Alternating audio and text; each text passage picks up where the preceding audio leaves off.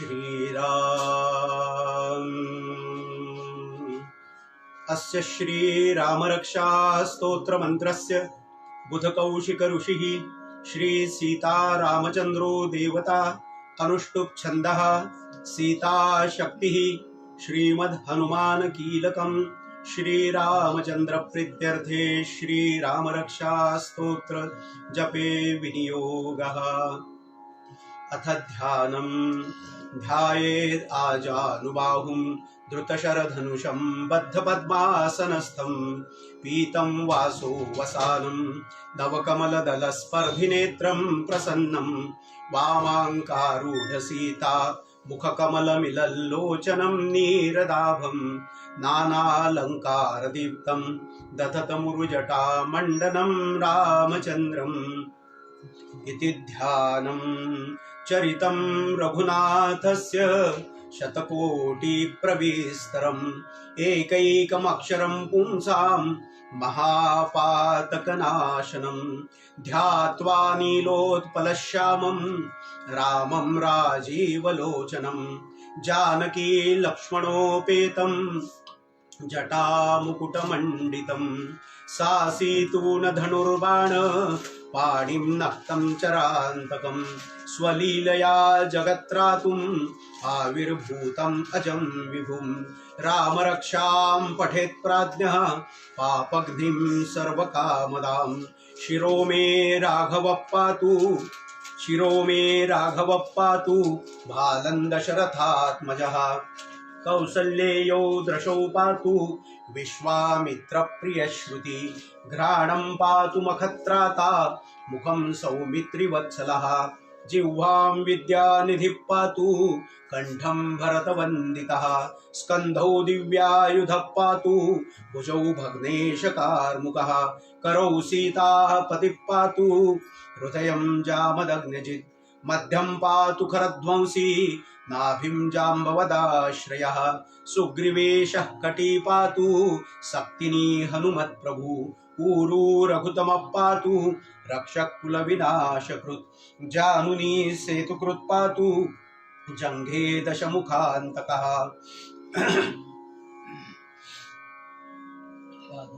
पादौ विभीषणश्रीरः पातु रामोऽखिलं वपु एतां रामबलोपेतां रक्षां यः सुकृती पठेत् स चिरायुः सुखी पुत्री विजयी विनयी भवेत् पातालभूतलव्योम चारिणश्छद्मचारिणः न द्रष्टुमपि शक्तास्ते रक्षितं रामनामभिः रामेति रामभद्रेति रामचन्द्रेति वा स्मरन् नरो न लिप्यते पापैर्भुक्तिं मुक्तिं च विन्दति जगज्जैत्रैकमन्त्रेण रामनाम्नाभिरक्षितं यः कण्ठे धारयेत्तस्य करस्था सर्वसिद्धयः वज्रपञ्जरनामेदं यो रामकवचं स्मरेत् अव्याहताज्ञ सर्वत्र लभते जयमङ्गलम् आदिष्टवान् यथा स्वप्ने रामरक्षा इमां हरः तथा लिखितवान् प्रातः प्रबुद्धो बुधकौशिकः आरामः कल्पवृक्षाणां विरामः सकलापदाम् अभिरामस्त्रिलोकानां राम श्रीमान् सनप्रभु तरुणौ रूपसम्पन्नौ सुकुमारौ महाबलौ पुण्डरीकविशालाक्षौ चीरकृष्णाजिनाम्बरौ फलमूलाशिनौ दान्तौ तापसौ ब्रह्मचारिणौ पुत्रौ दशरथस्यैतौ भ्रातरौ रामलक्ष्मणौ शरण्यौ सर्वसत्त्वानां श्रेष्ठौ सर्वधनुष्मतां रक्षः कुलनिहन्तारौ त्रायेतान्नो रघुत्तमौ आतसज्जधनुषा विशस्पृशा वक्षया शुगनिसङ्गसङ्गिनौ रक्षणाय मम राम लक्ष्मणाय आग्रतः पथि सदैव गच्छतां सन्नद्धः कवची खड्गी चापबाणधरो युवा गच्छन्मनोरथोऽस्माकं रामः पातु स लक्ष्मणः रामो दाशरथिशूरो लक्ष्मणानुचरो बली काकुत्स्थः पुरुषः पूर्णः कौशल्येयो रघुत्तमः वेदान्तवेद्यो यज्ञेश पुराणपुरुषोत्तमः जानकी वल्लभः श्रीमान् अप्रमेय पराक्रमः इत्येतानि जपन् नित्यं मद्भक्तश्रद्धयान्वितः अश्वमेधाधिकं पुण्यं सम्प्राप्नोति न संशयः रामं दूर्वादलश्यामं पद्माक्षं पीतवाससं स्तुवन्ति नामभिर्दिव्यैर्न ते संसारिणो नरः रामं लक्ष्मणपूर्वजं रघुवरं सीतापतिं सुन्दरं काकुत्स्थं करुणार्णवं गुणनिधिं विप्रप्रियं धार्मिकं राजेन्द्रं सत्यसन्धं दशरथतनयं श्यामलं शान्तमूर्तिं वन्दे लोकाभिरामं रघुकुलतिलकं राघवं रावणारिं रामाय रामभद्राय रामचन्द्राय वेधसे रघुनाथाय नाथाय सीतायापतये नमः श्रीराम राम रघुनन्दन राम राम श्रीराम राम भरताग्रज राम राम श्रीराम राम रणकर्कश राम राम श्रीराम राम शरणं भव राम राम श्रीरामचन्द्र चरणौ मनसा स्मरामि श्रीरामचन्द्र चरणौ वचसा गृह्णामि श्रीरामचन्द्र चरणौ शिरसा नमामि श्रीरामचन्द्र चरणौ शरणं प्रपद्ये माता रामो मत्पिता रामचन्द्रः स्वामी रामो मत्सखा रामचन्द्रः सर्वस्वं मे रामचन्द्रो दयालुर्नान्यं जाने नैव जाने न जाने दक्षिणे लक्ष्मणो यस्य वामे तु जनकात्मजा पुरतो मारुतिर्यस्य तं वन्दे रघुनन्दनं लोकाभिरामं रणरङ्गधीरं राजीवनेत्रं रघुवंशनाथं कारुण्यरूपं करुणाकरन्तं श्रीरामचन्द्रं शरणं प्रपद्ये मनोजवं मारुततुल्यवेगं जितेन्द्रियं बुद्धिमतां वरिष्ठं वातात्मजं वानरयूथमुख्यं श्रीरामदूतं शरणं प्रपद्ये कूजन्तं राम रामेति मधुरं मधुराक्षरम् आरुह्य कविता शाखां वन्दे वाल्मीकिकोकिलम् आपदामपहर्तारं दातारं सर्वसम्पदां लोकाभिरामं श्रीरामं भूयो भूयो नमाम्यहं भर्जनं भवबीजानाम् अर्जनं सुखसम्पदां तर्जनं यमदूतानां राम रामेति गर्जनं रामो राजमणिः सदा विजयते रामं रमेशं भजे रामेणाभिहता निशाचरचमू रामाय तस्मै नमः रामान्नास्ति परायणं परतरं रामस्य दासोऽस्म्यहं रामे चित्तलयः सदा भवतु मे भो राम मामुद्धर राम रामेति रामेति रमे रामे मनोरमे सहस्रनाम तत्तुल्यं रामनाम वरानने इति श्रीबुधकौशिकमुनिविरचितं श्रीरामरक्षास्तोत्रं सम्पूर्णं तत्सत् श्रीसीता रामचन्द्रार्पणमस्तु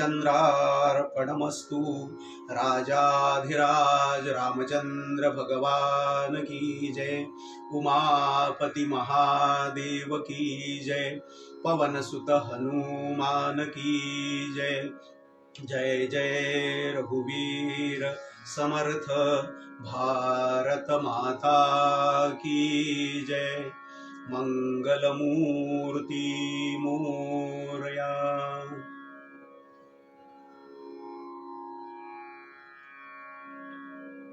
हरिः ओम नर्मदे हर. उपस्थित सज्जन हो,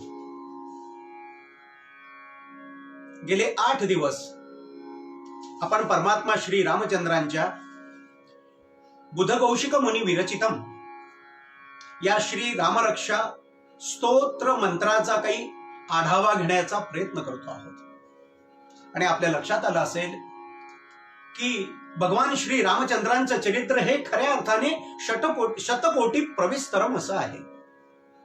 कितीही प्रयत्न केला त्याला आकळण्याचा, कितीही प्रयत्न केला त्याला शब्दात बांधण्याचा, कितीही प्रयत्न केला त्याला भावनेमध्ये बद्ध करण्याचा, तरी तो आकळला जात नाही, बांधला जात नाही आणि आपल्याला ते लक्षात येत नाही.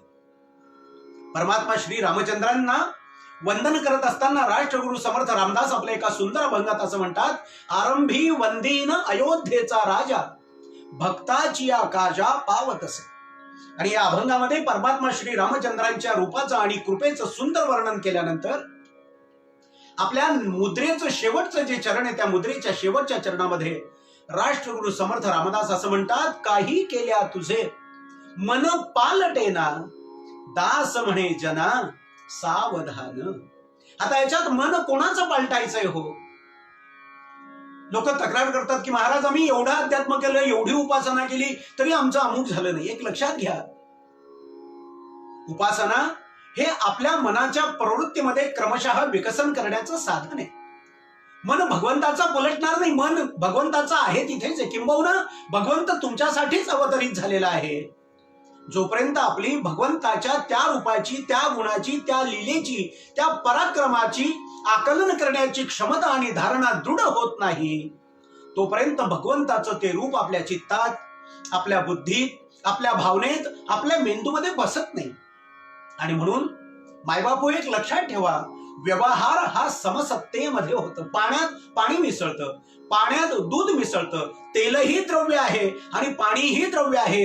दोघं एकत्र केले तर ते एकत्र मिसळत नाही, कारण जेव्हा तेल आणि पाणी एकत्र येतं तेव्हा ते विजातीय द्रव्य झालेलं असतं. व्यवहार नेहमी सजातीय वस्तूंमध्ये होतो. म्हणून आपल्याला जर परमात्मा श्री रामचंद्रांची कृपा प्राप्त करायची असेल तर सूत्र आपल्याकडे आहे, शिवो भूत्वा शिवम यजेत. भगवान शंकरांची पूजा केल्यानंतर आपण शंकर होणार आहोत हे खरंय, पण शिवस्वरूप होऊन जर आपण पूजा केली तर त्या शिवस्वरूपाची अनुभूती प्राप्त करायला आपल्याला वेळ लागणार नाही. नव्हे, आपण आणि शिव हे एकाच स्वरूपाचे आहोत याची अनुभूती येईल. तसंच परमात्मा श्री रामचंद्रांचं हे दिव्य चरित्र आपल्यापासून दूर नाहीये. तो जो रामचंद्र आहे, तो जो श्रीराम आहे, तो जो दाशरथी राम आहे, तो जो रणकर्कश राम आहे, तो जो करुणार्णव श्रीराम आहे, तोच तर आपला आत्माराम आहे. त्यामुळे आत्माराम आणि श्रीराम याच्यामध्ये भिन्नता नसल्यामुळे आपली धारणा दृढ होण्याची गरज आहे. ज्या क्षणाला आपली या प्रकारची धारणा दृढ होते ना, त्या क्षणाला आपण ज्या ध्यानाचं आवाहन केलेलं आहे त्या रूपात, त्या स्वरूपात, त्या शक्तीसहित तसा परमात्मा आपल्या समोर अवतारायला वेळ लागत नाही, अशी संतांची द्वाही आणि ग्वाही आहे मायबाप. आणि म्हणून आपण ध्यानमंत्राचं थोडं चिंतन केल्यानंतर कालपासून श्री रामरक्षा कवच, श्री रामरक्षा वज्रपंजर कवचाचा काही विचार करतो आहोत. आपल्या सहज ध्यानात आलं असेल की रामरक्षेचा पाठ करत असताना जेव्हा शिरोमे राघव पातू भालन दशरथात्मजा इथून सुरुवात होते, तेव्हा मी काय केलं तर बुधकौशिक मुनी ज्या ज्या अवयवांचं परमात्मा श्री रामचंद्राच्या त्या श्री विग्रहाच्या मार्फत संरक्षण व्हावं, नव्हे त्या अवयवामध्ये भगवंताच्या त्या श्री विग्रहाच्या शक्तीचं अवतरण व्हावं, या श्रद्धेत जेव्हा भगवंताच्या त्या श्री विग्रहाला आपलं स्मरण करून देतात आणि आवाहन केलं जातं, तेव्हा त्या अवयवाच्या ठिकाणी हात ठेवण्याची पद्धत आहे. याला म्हणायचं न्यास. न्यास म्हणजे ठेवणे, बरं का. त्याच्यापासून शब्द आला संन्यास, तसाच पुढे शब्द आला शीलान्यास. आता बघा, संन्यास म्हणजे सगळं टाकणे असा जो ढोबळमानाने अर्थ धरला जातो तो 100% चुकीचा आहे. मग संन्यास या शब्दाचा अर्थ काय आहे तर सम्यक न्यासाहा इति संन्यासाहा, असा संन्यास या शब्दाचा अर्थ आहे. किंवा षडन्यासाह, जे षडरिपू आहेत त्या षडरिपूंना योग्य पद्धतीने असं थांबवून ठेवणं, आपापल्या जागेवरती मर्यादित ठेवणं, त्याचं नाव आहे संन्यास. मी आणि माझेपण विसरले जयाचे अंतःकरण, पार्था तोची संन्यासी जाण जगा माझी, असं माऊली म्हणाल्या. त्यामुळे संन्यास म्हणजे काही टाकायचं नाहीये, तर जे आहे त्याची योग्य पद्धतीने मांडणी करणं म्हणजे संन्यास आहे. कलात्मक दृष्टिकोनातून, आनंदमय वृत्तीतून, सकारात्मक चिंतनातून जीवनाकडे बघणे हाही एक प्रकारचा संन्यासच आहे. संन्यास म्हणजे ठेवणे. शिलान्यास, मंत्र्यांच्या हातून शिला ठेवली जाते ना. आपल्या प्रधानमंत्र्यांच्या हातनं श्री राम जन्मभूमीच्या मंदिराचं भूमिपूजन झालं तर तिथे शिलान्यास झाला. न्यास म्हणजे ठेवणे. आणि म्हणून त्या श्री विग्रहाचं जेव्हा आपण स्मरण करतो आणि त्या श्री विग्रहाने अमुक एका अवयवामध्ये शक्तिरूपात अवतरित व्हावं असं जेव्हा आपण त्या शक्तीचं आवाहन करतो, तेव्हा त्या अवयवाला या प्रकारे आपल्या हातानं स्पर्श करणं, याला म्हणायचं न्यास. आणि म्हणून इथून पुढे आपण करत असाल तर उत्तमच आहे, करत असालच आपण, पण नसाल करत तर अधिक या रामरक्षा स्तोत्राचा, मंत्राचा प्रभाव आपल्याला जाणवण्यासाठी हे करणं अधिक चांगलंय. अधिकस्य अधिकं फलम आहे ना. म्हणून जेव्हा या रामरक्षा वज्रपंजर कवचाचं आपण पठण करू तेव्हा त्या अवयवावरती आपण हस्तस्पर्श करायचा आहे, हे ध्यानात ठेवायचं.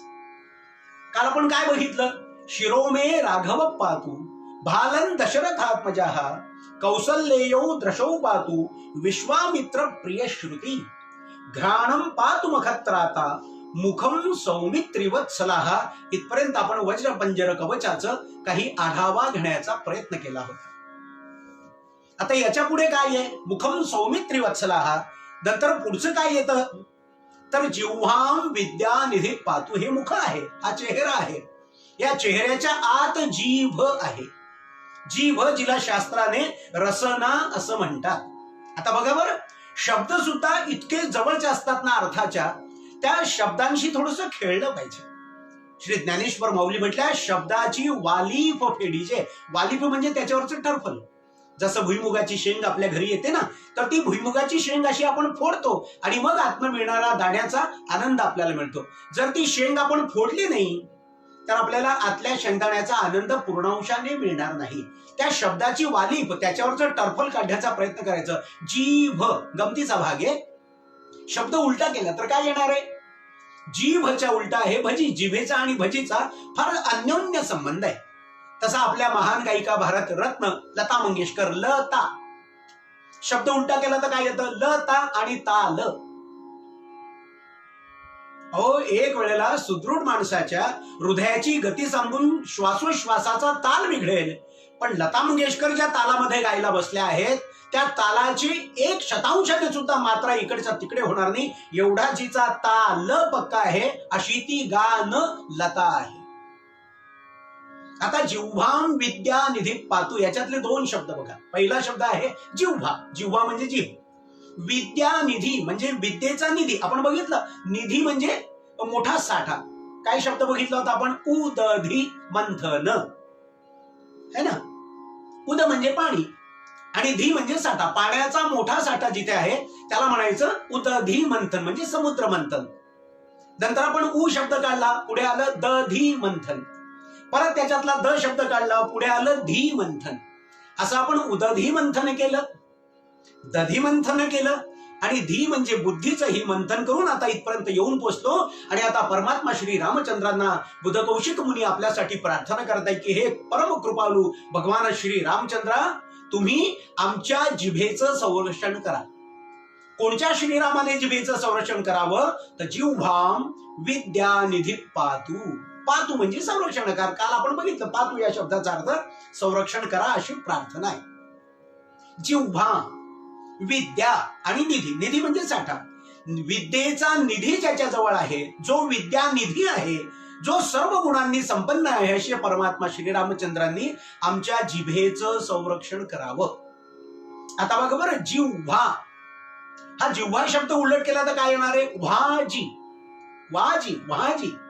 आणि विद्या, आता विद्या शब्द कसा आहे? विद्या शब्द उलट केला तर काय येईल? द्यावी.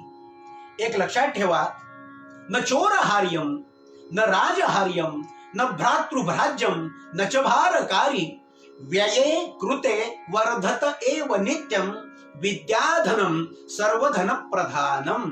विद्या दिल्याने वाढते, चोरून ठेवली तर संपते. सुभाषितकार म्हणतात विद्याधनम सर्वधन प्रधानम, म्हणजे विद्या उलट केली तर शब्द येतो द्यावी. जो लोकांना विद्या देतो त्याची विद्या कधीही नामशेष होत नाही, किंबहुना ती त्याच्या स्मृतीमध्ये, ती त्याच्या अंतःकरणामध्ये अधिक अधिक दृढमूल होत जाते. जसं एखादा विषय आपण वाचला तर आपल्याला फारसं काही लक्षात राहत नाही, ढोबळमानाने लक्षात राहतं. परत एकदा तो वाचला तर आपण काय वाचलं होतं आणि आपण काय विसरलोय हे लक्षात यायला सुरुवात होते. आणि वारंवार त्याचा अभ्यास केला, निदिध्यासन केलं तर जे वाचलंय ते आपल्या लक्षात राहतं. एखादी गोष्ट आपण लक्षात ठेवतो, एखाद्या गावाला जायचंय, मित्राच्या घरी जायचंय, तर तुझं घर कुठे बाबा? स्टेशन पासून अमुक ठिकाणी आलो, चौकात आलो, तिकडनं उजवीकडे वळलो आणि तिथून तिसऱ्या गल्लीतलं 5 नंबरचा बंगला तुझा आहे. हे आपण आपल्या शॉर्ट मेमरीमध्ये टाकतो. एकदा तिथे जाऊन आलो, काम झालं की परत ते आपल्या लक्षात ठेवण्याची गरज नसते.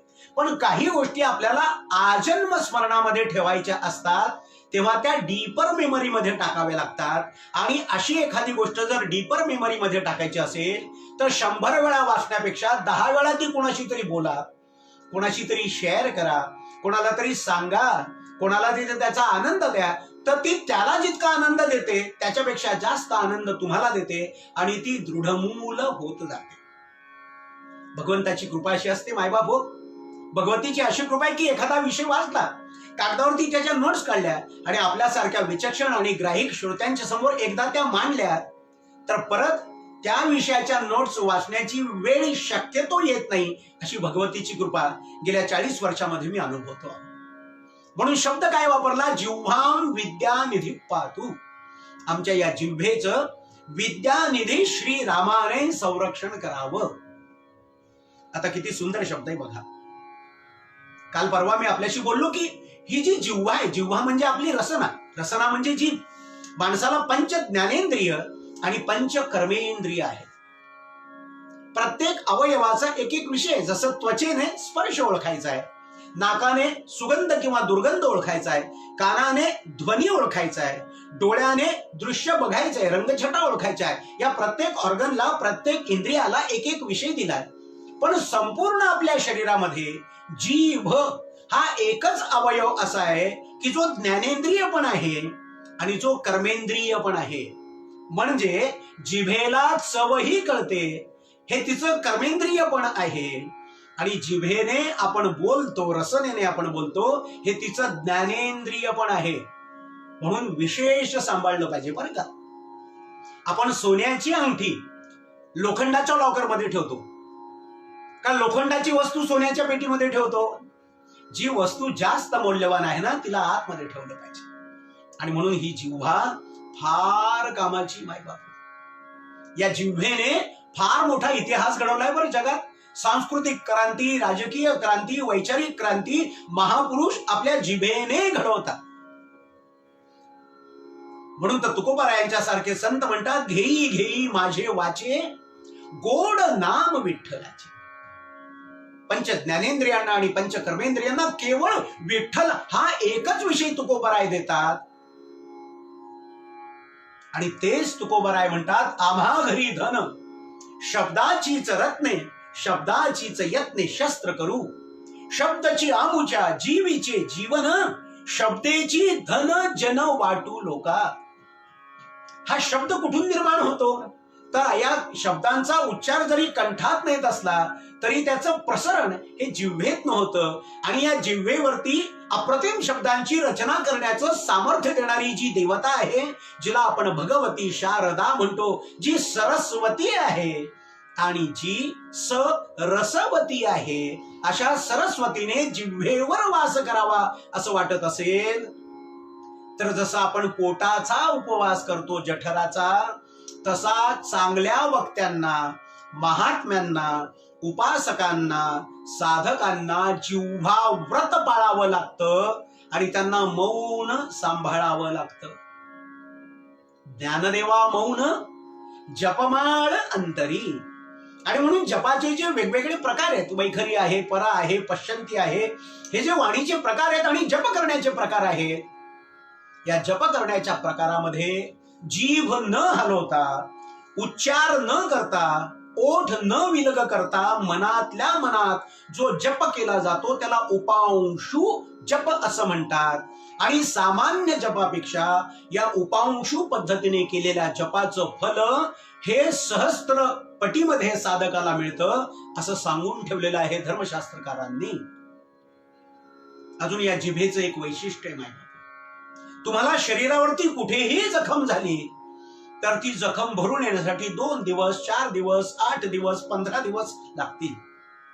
पण निसर्गाने, भगवंताने, परमात्मा श्री रामचंद्रांनी या जिभेच्या ठाई असं सामर्थ्य दिलंय, तुम्हाला खाता खाता जर जीभ दाताखाली चावली गेली तर थोडासा त्रास होतो, पण तुमच्या लक्षात येईल एक 10 मिनिटात, 15 मिनिटात, फार फार तर अर्ध्या तासामध्ये जिभेला झालेली जखम तात्काळ दुरुस्त होते.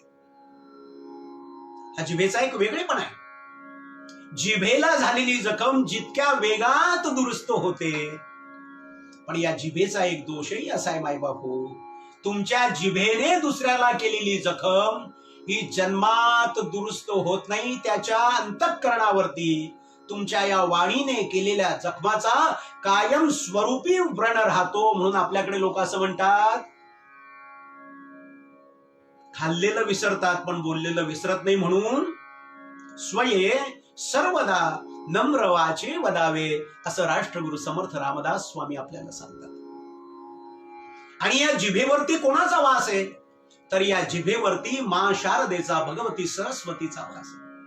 आपण तिला प्रार्थना करतो, वसत्वम मम जिह्वाग्रे, हे भगवती तू माझ्या जिभेवरती बैस आणि मग तुझ्याकडे जे अभिनव वाघ विलास तुझ्याजवळ आहे तो अभिनव वाघ विलास माझ्या जिभेतनं बाहेर पडू दे. माझ्या जिभेवरती हे शारदे तू नर्तन कर आणि रसिकांना आनंद मिळू दे. ज्ञानेश्वर वाली म्हणतात, आता अभिनव वाघ विलासिनी जे चातुर्यार्थ कला कामिनी ते श्री शारदा विश्व मोहिनी नमिली मिया.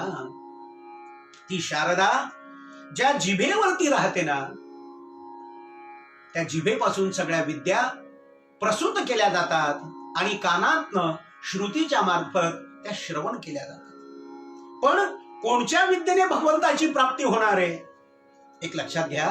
अन्य आपण काही शिकलो, सामान्य बोललो ना आपण तरीही पोट भरतो.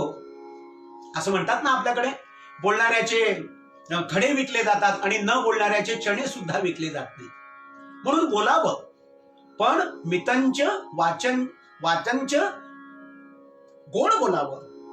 साच आणि मवाळ, मितले आणि रसाळ, शब्द जैसे कल्लोळ अमृतांचे, मितंच सारंच वाचो ही वाग्मिता, हे वक्त्याचं प्रमुख लक्षण सांगितलंय शास्त्रकारांनी.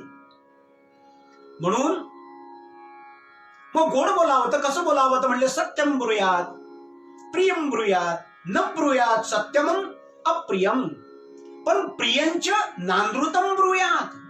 प्रिय आहे पण अनृत आहे, निसर्ग नियमाच्या विरोधात आहे. तर एष धर्म सनातना, हा सनातन धर्म ज्याच्या माध्यमातून आपल्याला कळतो ती भगवती शारदा विद्या वाणी दायिनी, त्या शारदेचा वास आमच्या जिभेवरती असतो.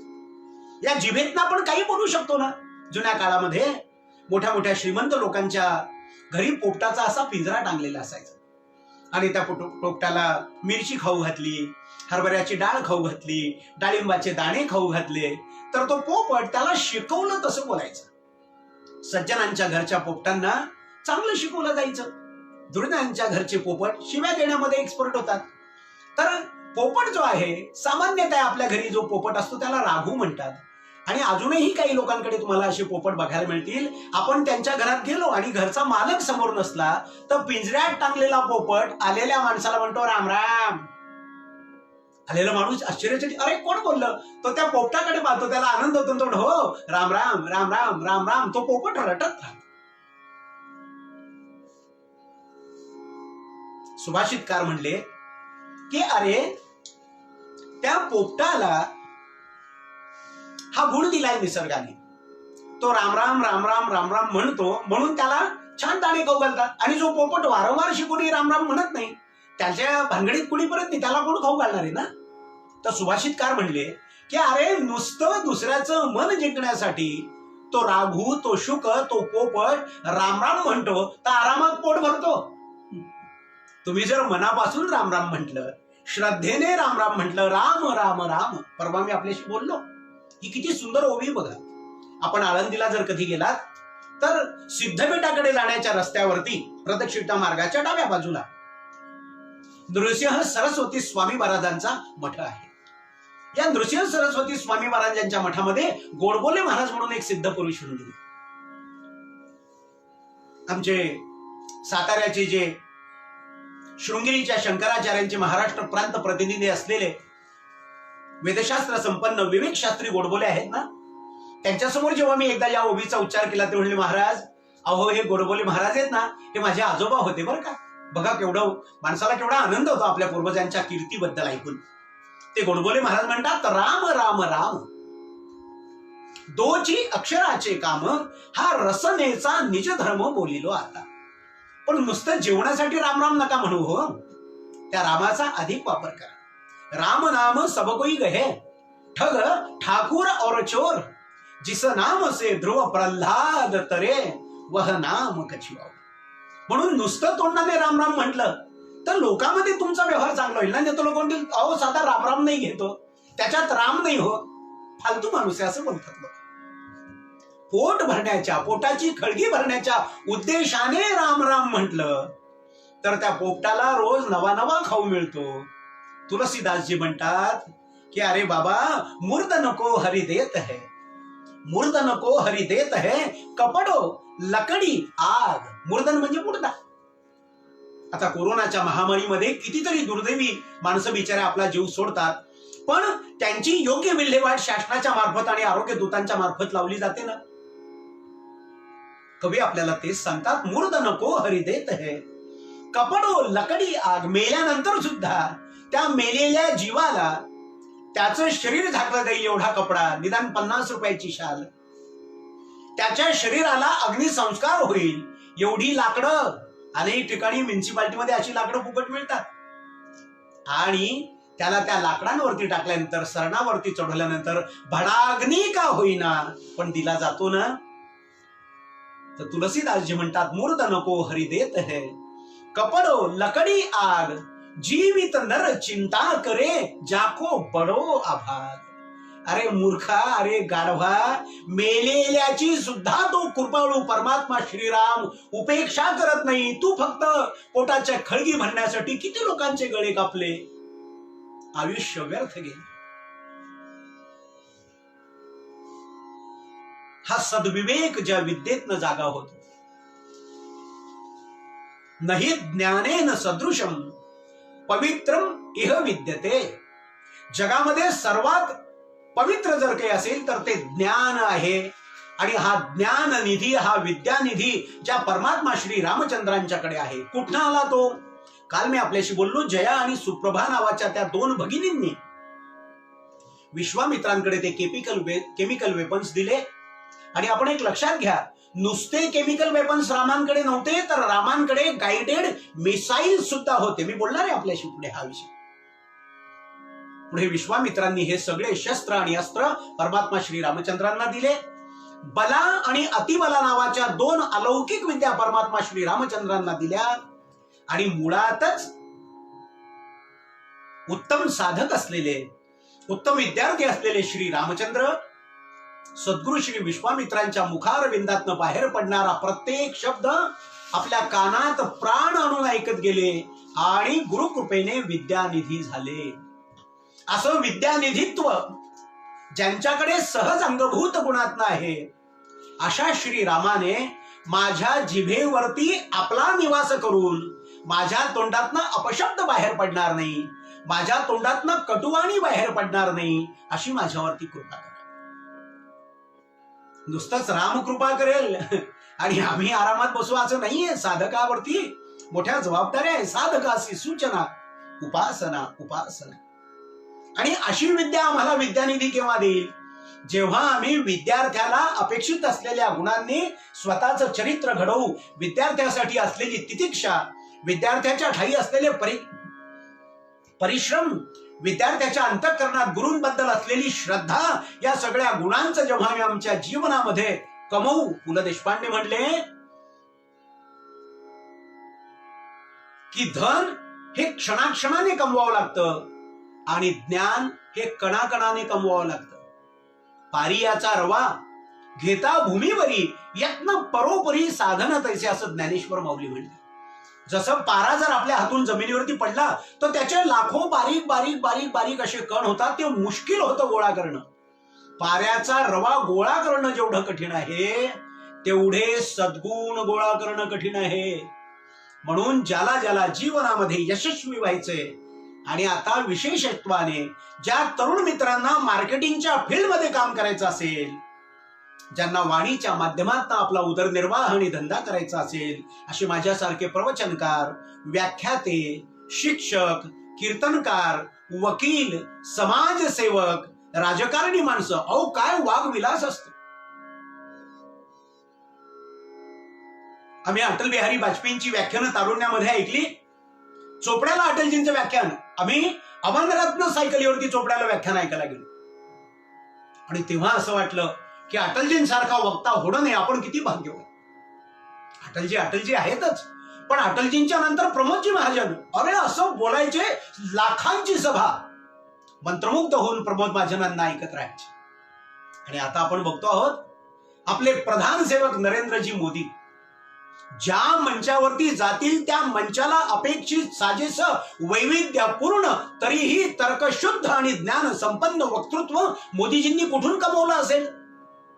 तुमचे मोदीजींच्या बद्दल राजकीय विचार भिन्नता मला मान्य आहे, पण त्यांच्या अंगी काही सद्गुण आहे. 18 तास 68व्या वर्षी हा माणूस देशासाठी काम करतोय, त्याच्यातलं काय मी घेऊ शकेल असा विचार नाही करत आपण. बाकीचं सोडव, आता मी तुमच्याशी बोलायला सुरुवात केली ना, निदान 4 वेळा मी खोकलतो. मला सांगा, मोदीजी कॅमेरा समोर शिंकले आहेत, खोकलले आहेत, त्यांना जांभई आली आहे, असं एकदा तरी तुम्ही बघितलंय का? एका दिवसात येतं का हो मायबाप? विरोधासाठी विरोध करणं फार सोपं आहे. बघितलं ना तर एखाद्याच्या अंगी सद्गुण सुद्धा सहज दिसतात. आठवली म्हणून सहज 2 वाक्यात कथा सांगतो. युधिष्ठिराने मोठा यज्ञ केला, मग त्या यज्ञाची व्यवस्था लावायला सुरुवात झाली आणि प्रत्येकाला काय काम द्यावं असं काम ठरलं. आणि तेव्हा आलेल्या विद्वानांना, ब्राह्मणांना, कलाकारांना, साधू संतांना, गोरगरिबांना, तडी तापसींना दक्षिणा देण्याचं काम, दानाध्यक्ष ही जबाबदारी दुर्योधनाला दिली परमात्मा गोपालकृष्णांनी. आणि स्वतः गोपालकृष्णांनी काय काम केलं तर त्या मंडपामध्ये जेवणाऱ्या साधकांच्या, विद्वानांच्या, ऋषीमुनींच्या, कलाकारांच्या भोजनाच्या उष्ट्या पत्रावळी उचलण्याचं काम परमात्मा गोपालकृष्णांनी केलं. आता पुढे असं झालं की सगळा यज्ञ संपन्न झाल्यानंतर गोपालकृष्णांनी युधिष्ठिराला सांगितलं की बाबा रे, आता सगळ्यांना आपल्याला त्यांच्या त्यांच्या आवाक्यानुसार, ज्ञानानुसार दक्षिणा दिली पाहिजे. तर युधिष्ठिराला सांगितलं, यांच्यातला सर्वात विद्वान जो कोणी असेल त्याचा शोध तू घेऊन ये, आपण त्याला महादक्षिणा देऊ. आणि दानाध्यक्ष नेमलं होतं दुर्योधन महाराजांना, म्हणून त्यांनाही सांगितलं की दुर्योधना, गोपालकृष्ण त्याला गमतीने सुयोधन म्हणत बरं का. लोकांना असं वाटायचं की तो दुर्योधन आहे, त्याला वाईट शब्द बोलायचा नाही म्हणून सुयोधन. नाही, गोपालकृष्ण फार नटकट आहे. दुर्योधन म्हणजे ज्याला युद्धात जिंकता येत नाही तो दुर्योधन असा अर्थ. पण गोपालकृष्ण त्याला गमतीने आणि ठरवून सुयोधन असं म्हणायचे. काय की अरे तू कसला दुर्योधन, तू तर युद्धात असा सहज जिंकला जाशील, असा तू सुयोधन आहेस. त्यालाही सांगितलं की सर्वश्रेष्ठ एखादा विद्वान ब्राह्मण शोध, त्याला आपल्याला महादक्षिणा द्यायची. आणि एका ठराविक वेळेनंतर दोघेही गोपालकृष्णांकडे आले आणि दोघांचंही एकमतच झालं. युधिष्ठिराला विचारलं की बाबा रे, कोणाला दक्षिणा द्यावी? तर म्हणले, भगवंता मला नाही लक्षात येत नेमकी एका कोणाला द्यावी. म्हणले का रे बाबा? अरे म्हणले, इतके विद्वान माणसे एकेका वेदात, एकेका शास्त्रात, एकेका विषयात, की याला कमी करावं त्याला मोठं म्हणावं तर त्याचा अपमान होईल. मला नाही सर्वश्रेष्ठ विद्वान निवडता आला. ठीक आहे म्हणले, बघूया. दुर्योधनाला बोलवलं. दुर्योधनाला विचारलं, तुझ्या मते सर्वश्रेष्ठ बुद्धिमान विद्वान कोण आहे?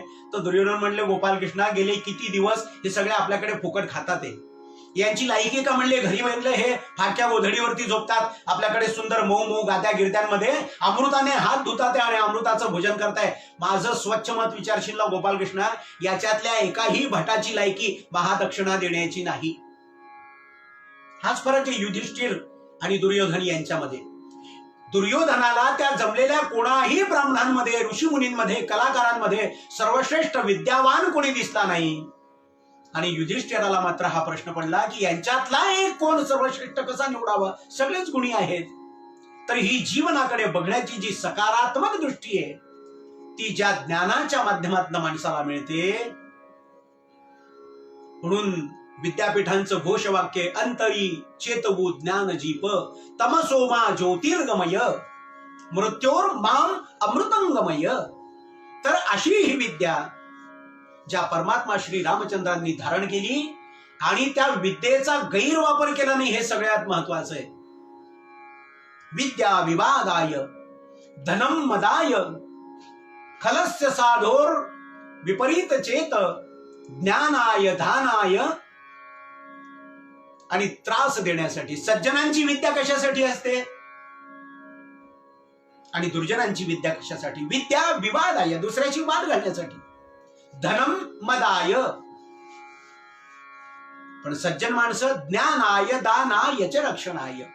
विद्या दानासाठी वापरतात, धन दानासाठी वापरतात आणि शक्ती परेशान परपीडनाय हे दुर्जनांचं आणि सज्जनांचं इतरांचं संरक्षण करण्यासाठी. असा सत्वस्तू विवेक, सत्सत विचार, सारासार बुद्धी आणि जगाला त्रास न देता माझ्यामुळे जगाचं कल्याण कसं होईल याचा विचार करण्याची क्षमता ज्या परमात्मा श्री रामचंद्रांच्या कडनं आम्हाला मिळावी अशी बुधकौशिक मुनींची अपेक्षा आहे. त्या विद्यानिधी श्री रामांनी आमच्या जिभेचं संरक्षण करावं अशी प्रार्थना बुधकौशिक मुनी करत आहे.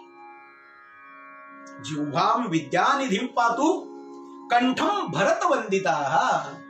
कंठ म्हणजे गळा. या कंठाचं संरक्षण ज्या भरताने परमात्मा श्री रामचंद्रांना नमस्कार केलाय, भरत वंदित श्री रामचंद्रांनी आमच्या कंठाचं संरक्षण करावं असं बुधकौशिक मुनी प्रार्थना करतात.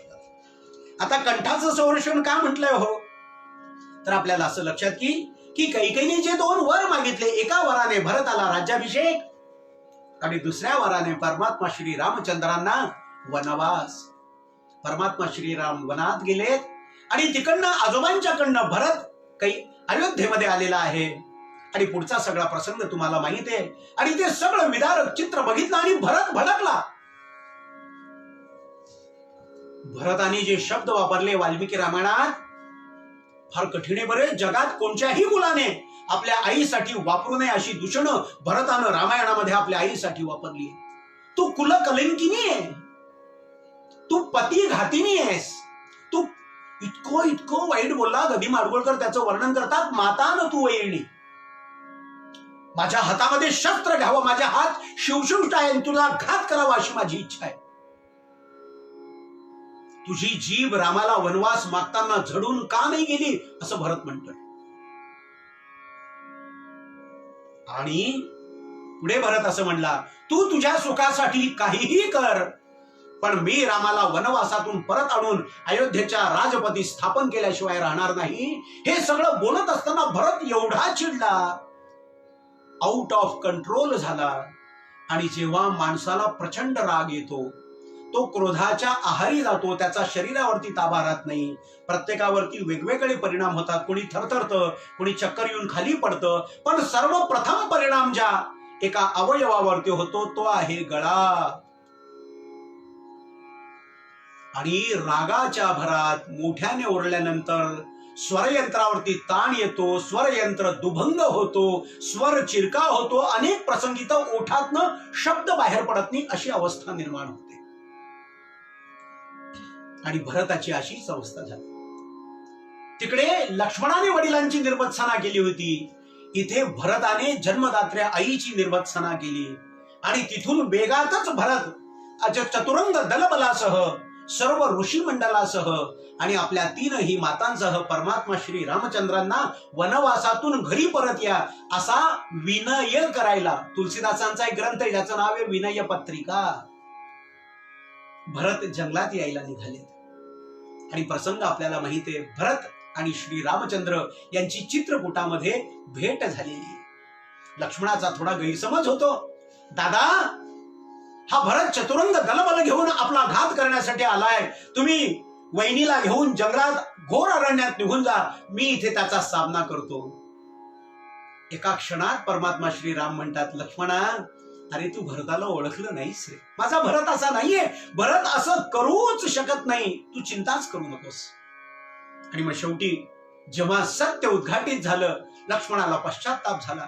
आणि ज्या क्षणाला परमात्मा श्री रामचंद्र आणि भरत समोरासमोर आले, त्या सावळ्या परब्रह्माला, जो उद्या अयोध्येचा राजा होणार होता, अशा परमात्मा श्री रामचंद्रांना वल्कल वस्त्र नेसलेले, जटाभार डोक्यावरती बांधलेला आणि राज अलंकार विहीन अशा परिस्थितीमध्ये जेव्हा भरताने बघितलं, भरताच्या पायाखालची जमीन सरकली. मायबाप, वेड्यासारखा, अपराध्यासारखा भरत धावत धावत गेला आणि परमात्मा श्री रामचंद्रांच्या पायावरती त्याने डोकं ठेवलं आणि सांगितलं, रामा, याच्यात माझा काहीही दोष नाही, मी कधीच आईला माझ्यासाठी असं माग असं म्हटलं नव्हतं. आणि पटकन परमात्मा श्री रामचंद्रांनी भरताला उभं केलं आणि आपल्या मराठीमध्ये शब्द एक गळा भेट घेतली. दोघही भाऊ परस्परांच्या खांद्यावरती मान टाकून आणि रडतात. भरतांच्या डोळ्यातनं वाहणाऱ्या पश्चात्तापांच्या गंगा यमुना रामाची पाठ ओली करतात. आणि रामांच्या डोळ्यातनं वाहणारी बंधुभावाची भावगंगा भरताची पाठ ओली करते आहे. तिथे चिडलेला भरत, ज्या क्षणाला परमात्मा श्री रामचंद्रांनी गळा भेट घेऊन मिठी मारली, हृदयाला हृदय लागलं आणि परमात्मा श्री रामचंद्रांचा अमृत हस्त भरताच्या पाठीवरती थपकू लागला आणि जणू आश्वासन देत होता, भरता, अरे काहीही झालं तरी तुझ्या हृदयातली माझं स्थान आणि माझ्या हृदयातलं तुझं स्थान कोणीही हिरावून घेणार नाही. आणि भरत अंतर्बाह्य शांत झाले आणि तिथे त्यांचा जो कंठभंग म्हणजे स्वरभंग झाला होता, तो स्वरभंग परत जोडला गेला आणि भरतांना सुस्वर कंठ प्राप्त झाला. त्या सुस्वर कंठातनं भरतानं विनय केला की, प्रभूजी, तुम्ही अयोध्येला या. आणि जेव्हा सर्वांनी प्रयत्न करून सुद्धा परमात्मा श्री रामचंद्रांनी अयोध्येला येणं नाकारलं, म्हणले, भरता, मी आपल्या बाबांची कीर्ती कलंकित व्हावी असं जर तुला वाटत असेल तर तू मला असा प्रकारचा आग्रह कर. आणि परमात्मा श्री रामचंद्र अयोध्येत आले नाही. आणि तेव्हा अतिशय आर्द्र कंठातनं या भरताने प्रार्थना केली, मागणे हे एक आता आपुल्या द्या पादुका.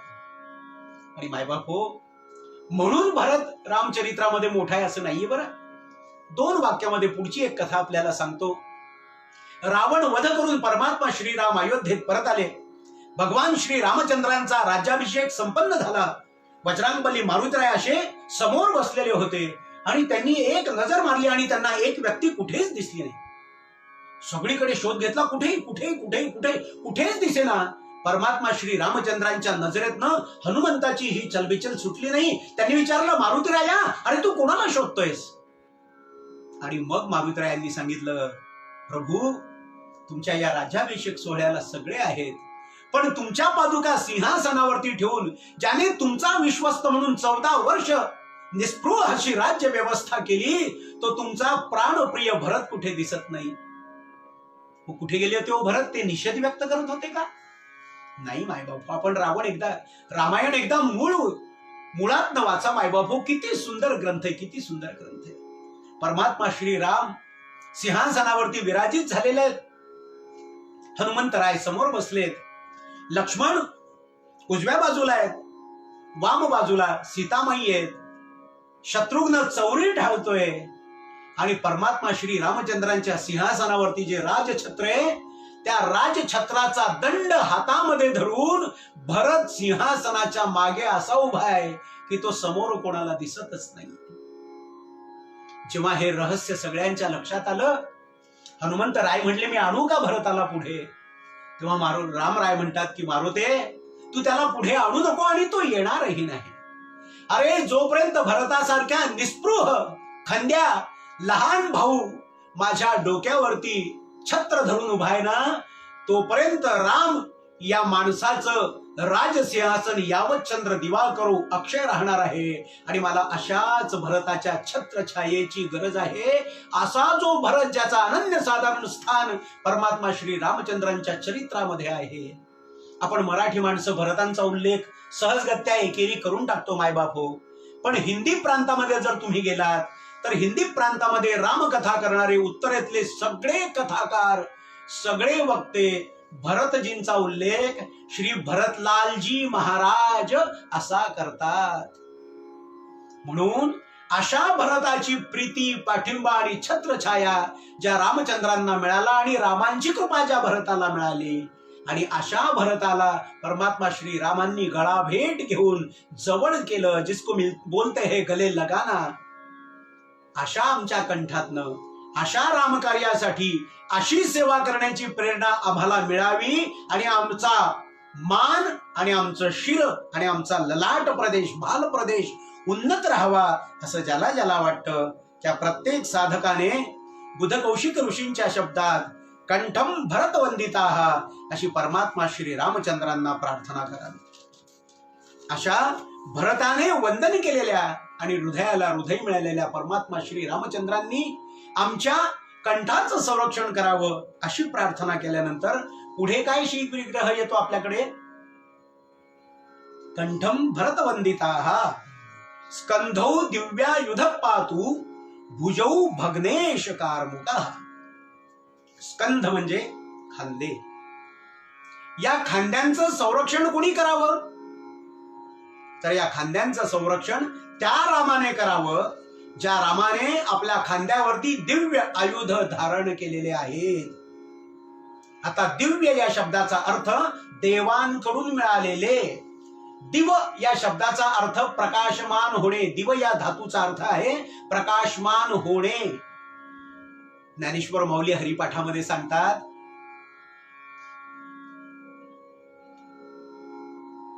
जिव्हा वेगू करी वेदशास्त्र उभारी बाह्या सदा. वेगाने रामनाम घेतलं. बघा तुम्ही कोणतीही गोष्ट प्रकाशाच्या वेगाने जर चलित केली तर त्याला दिव्यत्व प्राप्त होतं, देवत्व प्राप्त होतं. कारण त्याच्या दिव धातूमध्ये प्रकाशित होणे हाच मूळ विषय आहे. स्कंधौ दिव्यायुध पातु. ज्याने देवांकडनं मिळालेले, इंद्राकडनं मिळालेलं वज्र विश्वामित्र मुनींनी रामाच्या हातात तारुण्यात दिलंय हो. ध्यानात घ्या.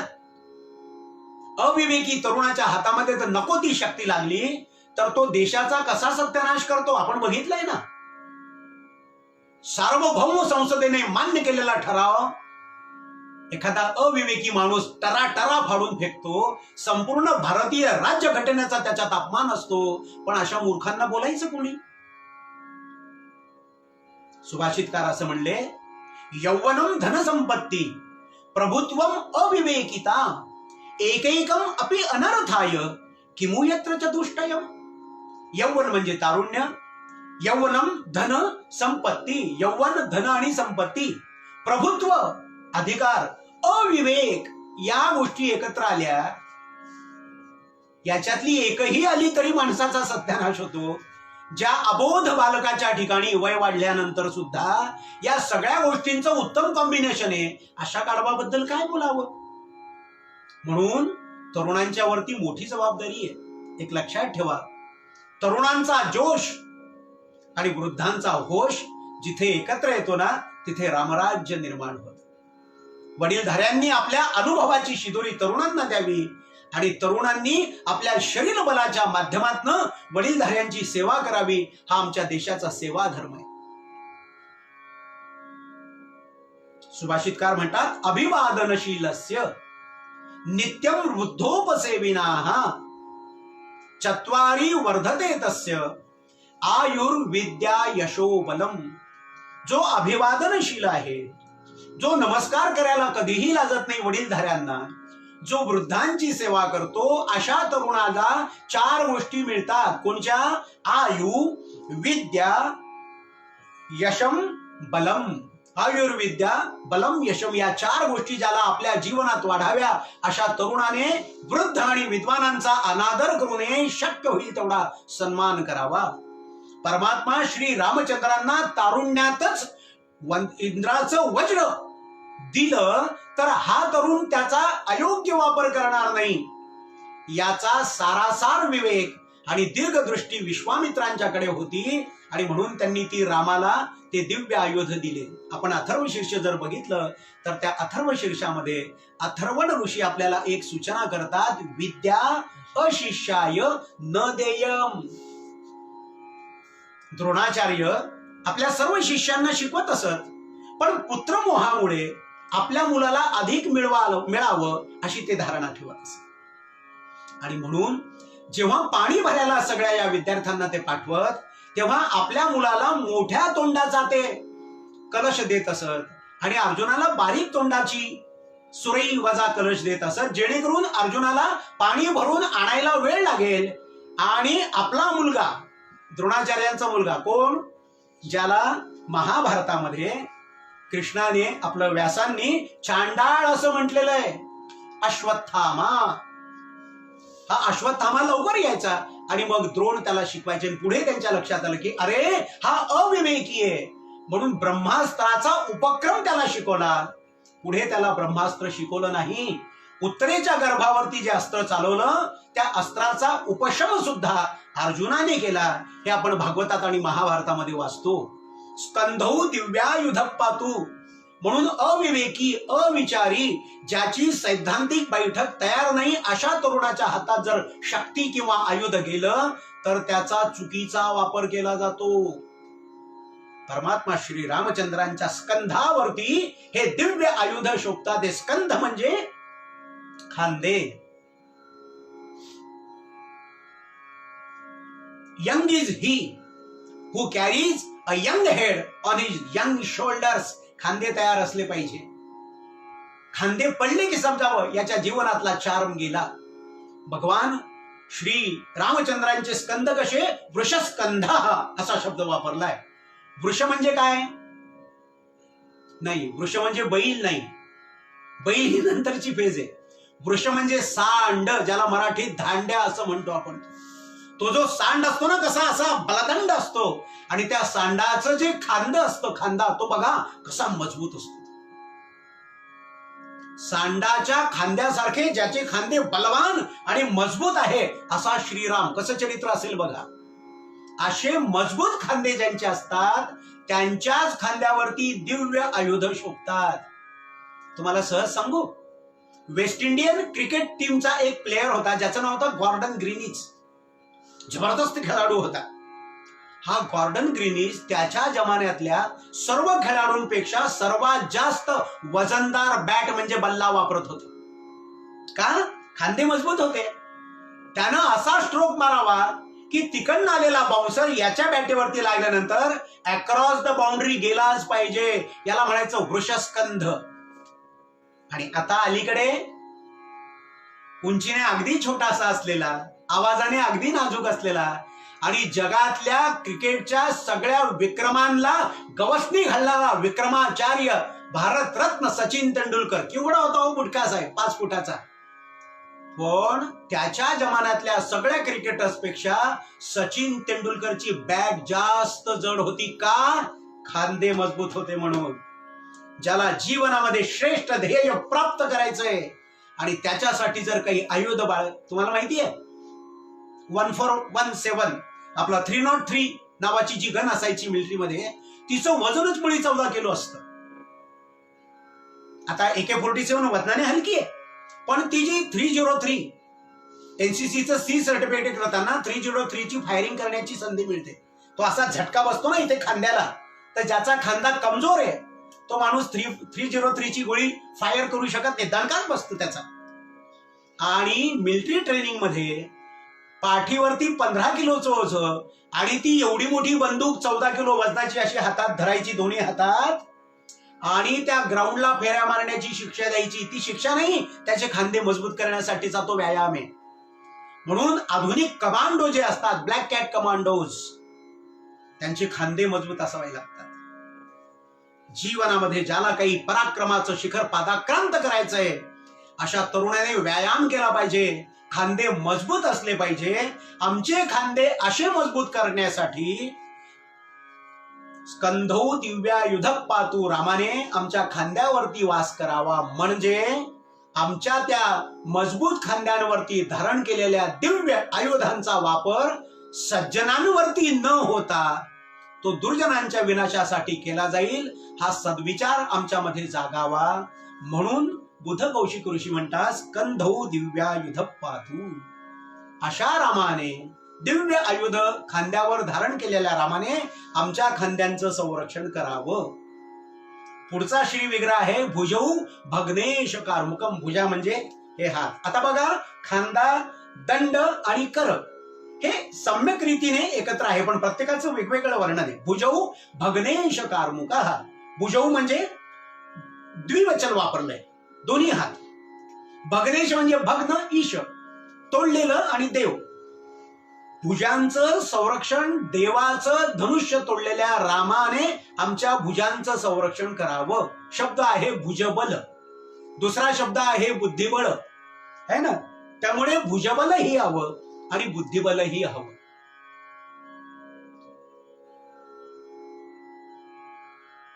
बुद्धिबल हे बलवान माणसाचे डोळे आहेत आणि भुजबल हे बुद्धिमान माणसाचे पाय आहेत. दोघही परस्परांशिवाय आंधळे आणि पांगळे आहेत.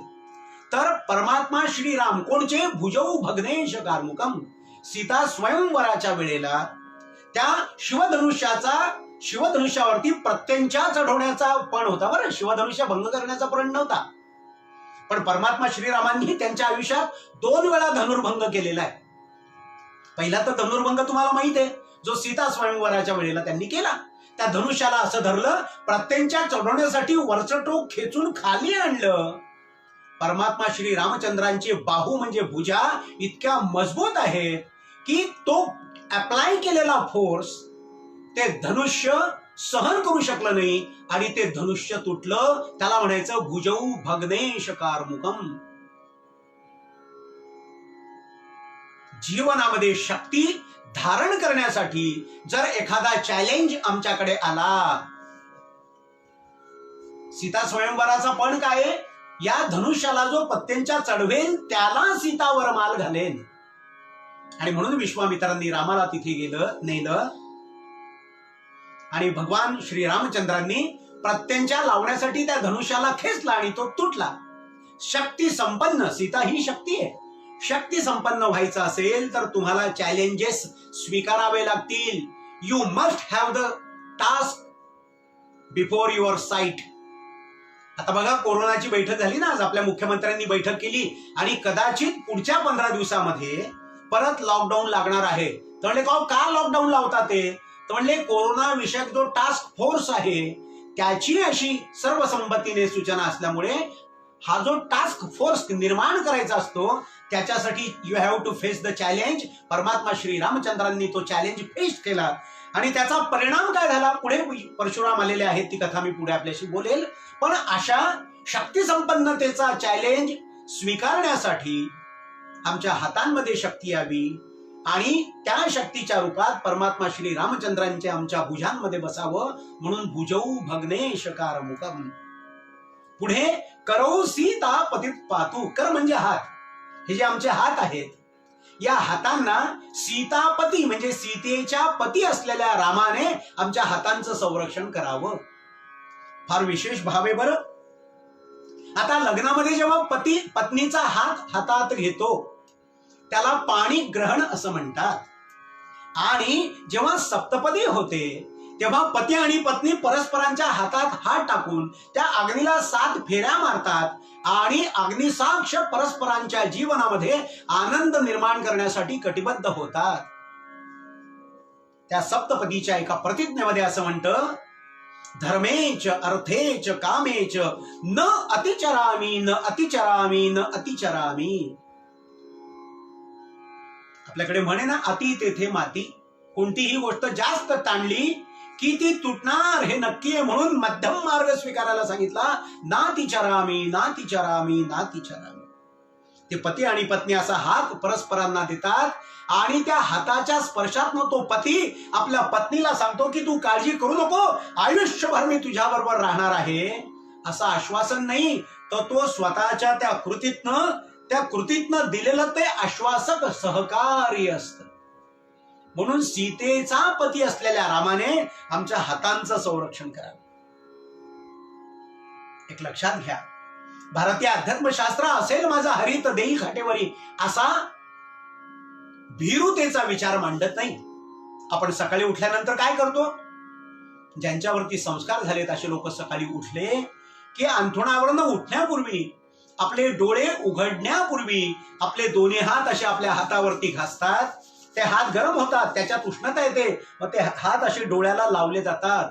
त्या हातातल्या उष्णतेने डोळ्यावरती चेतना येते. रात्रभर डोळे थोडे स्वस्थ झालेले असतात आणि मग डोळे उघडल्यानंतर आपण आपल्या हाताचं दर्शन घेतो आणि तिथे मंत्र आहे, कराग्रे वसते लक्ष्मी, करमध्ये सरस्वती, करमूले तू गोविंदः, प्रभाते कर दर्शनम. हे उलट्या क्रमाने खरं आचरायचंय बरं. जिथे करमूले तू गोविंद म्हणजे जिथे पराक्रम आहे, नसे रावणी वा नसे मंदिरी, जिथे राबती हात तेथे हरी, जिथे भूमीचा पुत्र गाळील घाम, तिथे अन्न होऊन ठाकेल शाम, दिसे सावळे रूप त्याचे शिवारी, जिथे राबती हात तेथे हरी. किती सुंदर रचना आहे गदी माडगुळकरांची. म्हणून ज्यांच्या मुलाच्या हाताच्या मुळाशी करमुले तू गोविंदः, ज्यांच्या हाताच्या मुळाशी गोविंद आहे त्यांच्या हाताच्या मध्यभागी लक्ष्मी येते. कारण लक्ष्मी नारायणाची दासी आहे, लक्षात ठेवा. आळशी फुकट खाऊ लोकांना बुडवणाऱ्या लोकांकडे थोडा वेळ पैसा येतो, लक्ष्मी नांदत नाही. कारण लक्ष्मी आहे तिथे थांबत नाही. म्हणून तर तिला इंग्रजीमध्ये करन्सी असं म्हणतात ना. तिला करंट आहे, तिला प्रवाह आहे, तिला फ्लो आहे. म्हणून व्यवहारात कमवला जातो तो पैसा आणि शुद्ध मार्गाने कमवली जाते ती लक्ष्मी. म्हणून त्या लक्ष्मीचं आवाहन करताना मी असं म्हणतो, लक्ष्मीम अनपगामिनीम, परत न जाणारी लक्ष्मी आमच्या घरात यावी. पण ती कुठे येईल? ज्याच्या करमूलामध्ये गोविंद आहे, त्याच्या कराच्या मध्यभागी लक्ष्मी आहे. आणि बावळट माणसाला पैसे मिळतील का हो? समोरचा माणूस 50 रुपये किलो आंबे विकतोय, त्याच्या बाजूला बसून आम्ही 100 रुपये किलो आंबे विकतोय, तर लोक कोणाकडे घेतील? लोक 50 रुपयावाल्याकडे घेतील. म्हणून कराग्रे वसते लक्ष्मी, करमध्ये सरस्वती, ज्याच्या कराच्या मध्यभागात सरस्वती आहे. म्हणजे सरस्वतीच्या फाउंडेशन बेसवरती जो बुद्धिबळावरती पैसा कमवतोय ना, त्याच्याचकडे लक्ष्मी येणार आहे. मला सांगा बरं, कुठे भारतीय अध्यात्मशास्त्र आळसाला प्रमोट करणारा आहे? असेल माझा हरिन देईल खाटेवरी? बिलकुल नाही. हिंदीमध्ये म्हटलंय अपना हात जगन्नाथ. आणि शिवाय या हाताचं एक वेगळं वैशिष्ट्य आज मी तुम्हाला सांगू इच्छितो. मायबाप, हा जो आपला हात आहे ना, या हाताकडे एकदा नीट बघा. जर वाडवडिलांनी केलेल्या संस्कारामुळे तुमच्याकडे देवपूजा होत असेल, तुमच्याकडे श्राद्धादी पितृकर्म होत असेल, तर तुमच्या या हाताचं वेगळेपण लक्षात येईल तुम्हाला. या आपल्या हातामध्ये पंचतीर्थांचा वास आहे. 5 प्रकारची तीर्थ आपल्या या हातामध्ये आहेत. जे पिंडी ते ब्रह्मांडी, जे ब्रह्मांडी तेच पिंडी. ॲक्युप्रेशर शास्त्रामध्ये तुमच्या अमुक एका ठिकाणी असलेल्या दुखण्यासाठी शरीराच्या दुसऱ्या भागामध्ये काय दाबलं की परिणाम होईल याचा विचार केलाय. हेच तर एकत्र सांगितलंय याच्यात. या हातामध्ये पंचतीर्थ आहेत. जेव्हा आपण भगवंताच्या साठी काम करायला सुरुवात करतो आणि हातावरनं पाणी सोडतो, तेव्हा ते पाणी इथून हातावरनं खाली म्हणजे बोटांच्या टोकावरनं खाली जातं. या प्रत्येक बोटाच्या या टोकाला देवता तीर्थ आहे. म्हणून देवतेसाठी जे पाणी सोडायचं देवकर्मात, ते या पद्धतीने सोडायचं. हे झालं देवता तीर्थ. वडिलांचं तर्पण जेव्हा आपण करतो तेव्हा मूठ अशी वाळून या इकडनं पाणी टाकायचं आणि अंगठ्याने ते पाणी खाली टाकायचं. म्हणजे हा जो अंगठा आहे आणि हा जो शुक्राचा उंचवट आहे, या इथे पितृतीर्थ आहे. आता ऋषी तीर्थ जर करायचं असेल, ऋषी तर्पण करायचं असेल, तर हात असा केला जातो आणि इथून वरनं शुक्राच्या उंचवट्यावरनं पाणी खाली येईल आणि करंगळीच्या इथे हा जो बुधाचा उंचवटा आहे, म्हणून करंगळीत पाचू घालतात ना, या बुधाच्या उंचवट्यावरनं पाणी गेलं तर ते ऋषी तर्पण होतं किंवा मनुष्य तर्पण होतं. म्हणजे इथे देवता तीर्थ, इकडे पितृतीर्थ, इथे मानव तीर्थ किंवा ऋषी तीर्थ. आणि जेव्हा ते तीर्थ म्हणजे पाणी असं हातात घेऊन ज्ञानमुद्रा करून आपण या शुक्राच्या उंचट्यावरनं मणिबंधातनं असं प्राशन करतो, तेव्हा त्याला आत्मतीर्थ असं म्हणतात. साधी गंमत आहे का हो? केवढं भारतीय अध्यात्मशास्त्र प्रगत आहे बघा. असे पंचतीर्थ ज्या हातामध्ये वास करतात, अशा पंचतीर्थांना शक्ती स्वरूपा जेव्हा सीतामय्यांच्या हातामध्ये हात देऊन परमात्मा श्री रामचंद्र आपल्या हातामध्ये धारण करतात, तेव्हा या पंचतीर्थांचाही सन्मान असतो. तुझ्याही घरच्या पंचतीर्थांचा मी सन्मान करेल. शास्त्राने पंचमाता, पंचपिता आणि पंचगुरु सांगितलेत बरं का. समयाभावामुळे आता तिकडे न जाता आपण पुढे जाऊया. इंग्रजीमध्ये आपण काय म्हणतो हो? हँडसम. एखादा मनुष्य स्मार्ट असला, चुणचुणीत असला, तरतरीत असला तर त्याला हँडसम म्हणतात. HAND, hand. हँड म्हणजे हात, कर. आणि SOME, सम. सम म्हणजे काही. पण आता या सम शब्दामध्ये गंमत बघा बरं. SOME, सम म्हणजे काही. Will you please give me some money? मला थोडे पैसे द्याल का? आणि HAND, हँड. आणि SUM, सम म्हणजे शिल्लक.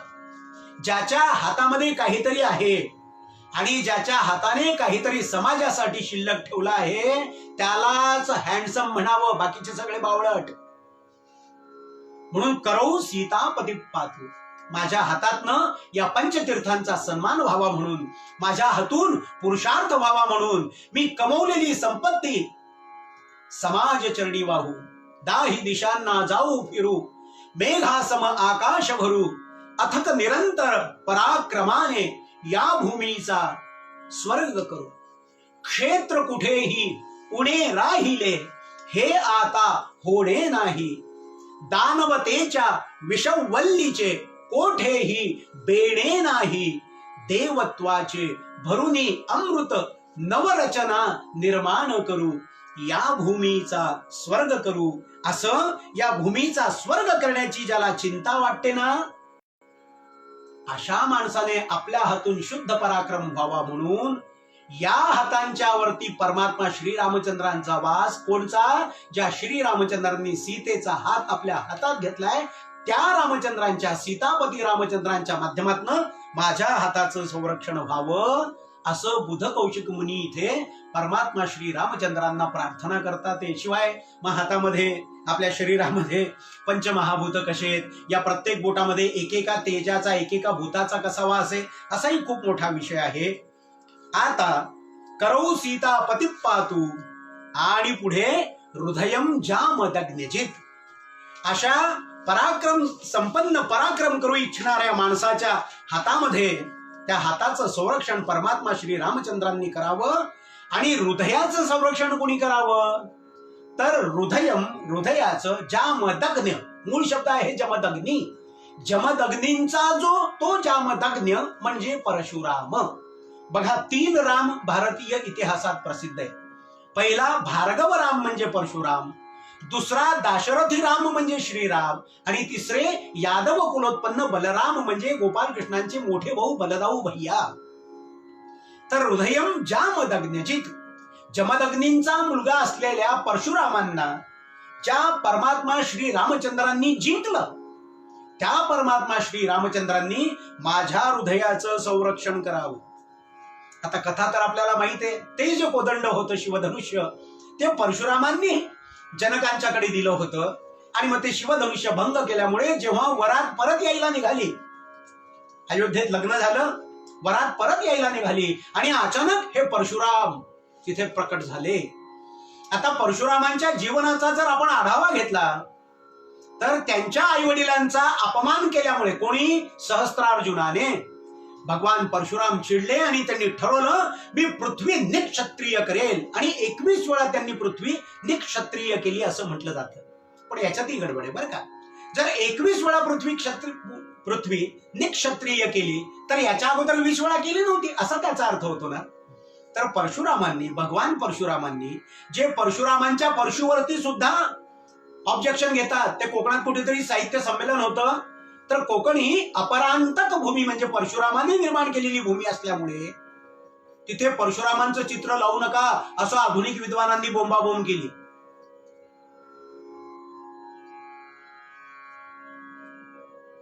परशुरामांचं सरसकट सगळ्या क्षत्रियांशी वैर नव्हतं.